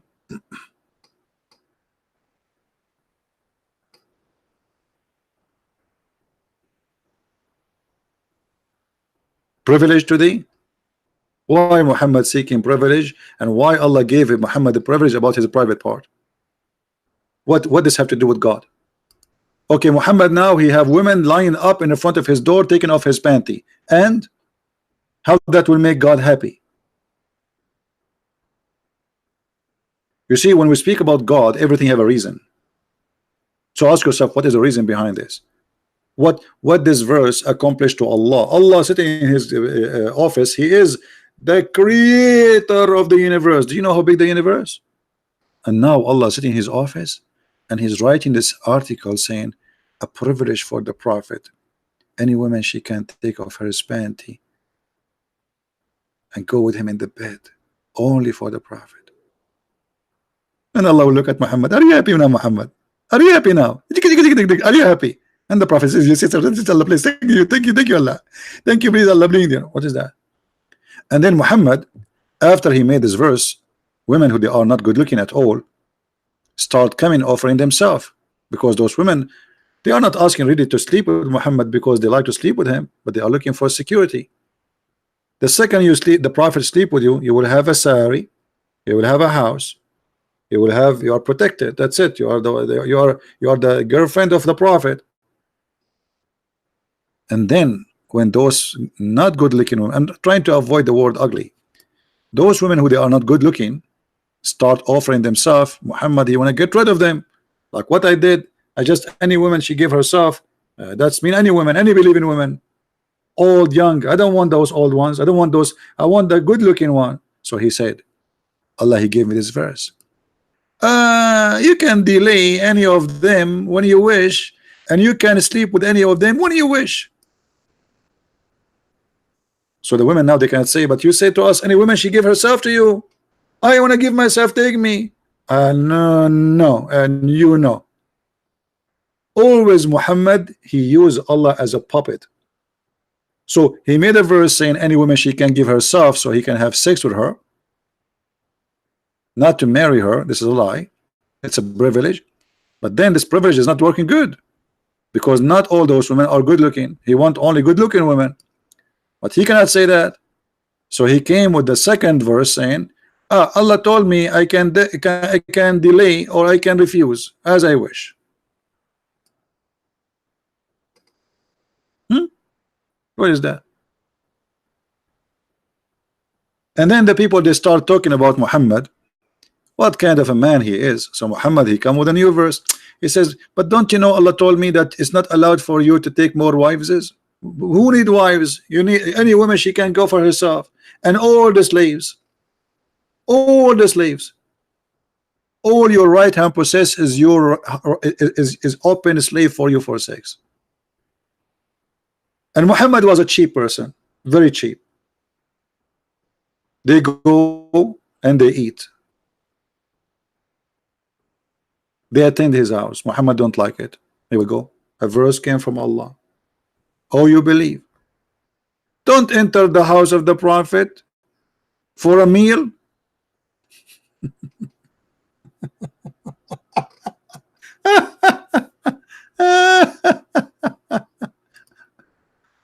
Okay, guys. I forgot to tell you that Allah told me that you are not allowed to visit a Christian prince when he have a meal in the table. Let me finish, okay, and I'll meet you outside. Don't enter my house. What is that? This is a house of a prophet. The fifth of the booty. Any woman, she can give herself. Women, they are taking their earring and their bracelet, giving it to Muhammad, and now he is worried about a dish. A poor guy will come to his house and he will eat it.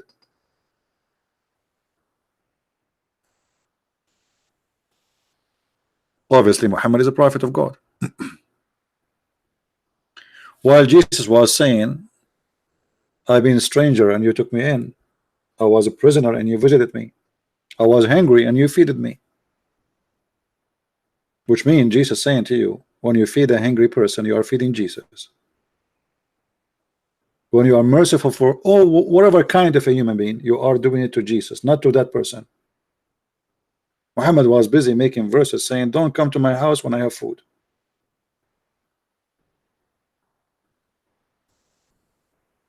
What does this have to do with God? And if you want to ask the wife of the prophet, here you see Muhammad, he treats his women as a property. He don't want them to see anybody. Ask them from behind the curtain. What? Ask them from behind the curtain?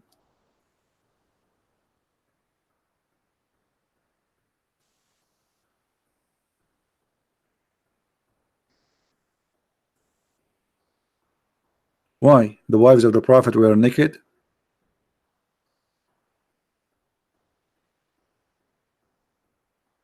Here we go. Muhammad, he placed the women behind the curtain. This is your place. Your place as a female is behind the curtain. We men, we speak to you. You are the one behind the curtain, not us.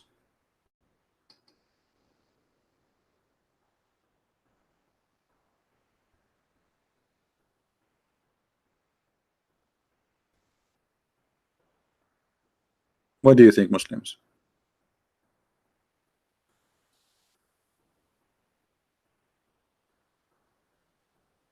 Anyway, we will not keep you longer. This video became so long now. Feel free to download the video. We will not, as you know, we don't keep the videos in our channel. Please download them as soon as you can. And always, if you want to find a video which we just made and it's not in the channel anymore, this is what you do. Very easy way. You look for the title. What was the title for today? 10 things you should know about Prophet Muhammad. You learn, you search for that title and you go to filter in YouTube. You filter it for the last 24 hours or even maybe a few hours, 2 hours or whatever, 1 hour, and then you will find those who are posting my video in their channel, so you can either download or you can watch the video, or even you can go to Patreon where I re-update the link before I delete. So I want to say thank you guys for being here. And as you see, we reject Muhammad for millions and millions of reasons, and we are the Arab who speak Arabic. We found the Quran a very stupid book in every way, in every mean. Scientifically stupid, grammatically stupid, language stupid, errors stupid, history stupid. It's a stupid book in every way, in every mean. And this is why Muhammad, he could not convert the Arab to Islam unless he took a war side and the sword. This is why in the Quran it says there's a chapter, it's called the chapter of Al-Fatah, the victory, Al-Nasr. When Muhammad became victorious, people, they enter into Islam by tens of thousands in one day, which means they reject Islam as long they can. But Muhammad now became victorious by the sword. When Allah gave victory, people enter Islam by waves, thousands and thousands in one day. And this is how Islam started. It was the victory of the sword. And the Messiah said, the one who lived by the sword will be taken. And this is why Islam actually is suffering from the sword. You will not find a Muslim country having peace. Muslims killing Muslims from the same sect, not necessarily between other sect, because this cult is based by the sword. The one who lived by the sword, he died by it. And that's exactly what Islam is about. I have to say goodbye before I lose my voice totally. I want to say thank you guys. May the Lord bless you all. If you like to learn more about the cult of Islam, feel free to read my books. You can search my books, Amazon Germany, Amazon Spanish, Spain.com, France. We have my books in many languages, and soon more languages will be translated. Thank you very much. Christ is Lord, Islam is false, and see you soon again. Bye-bye.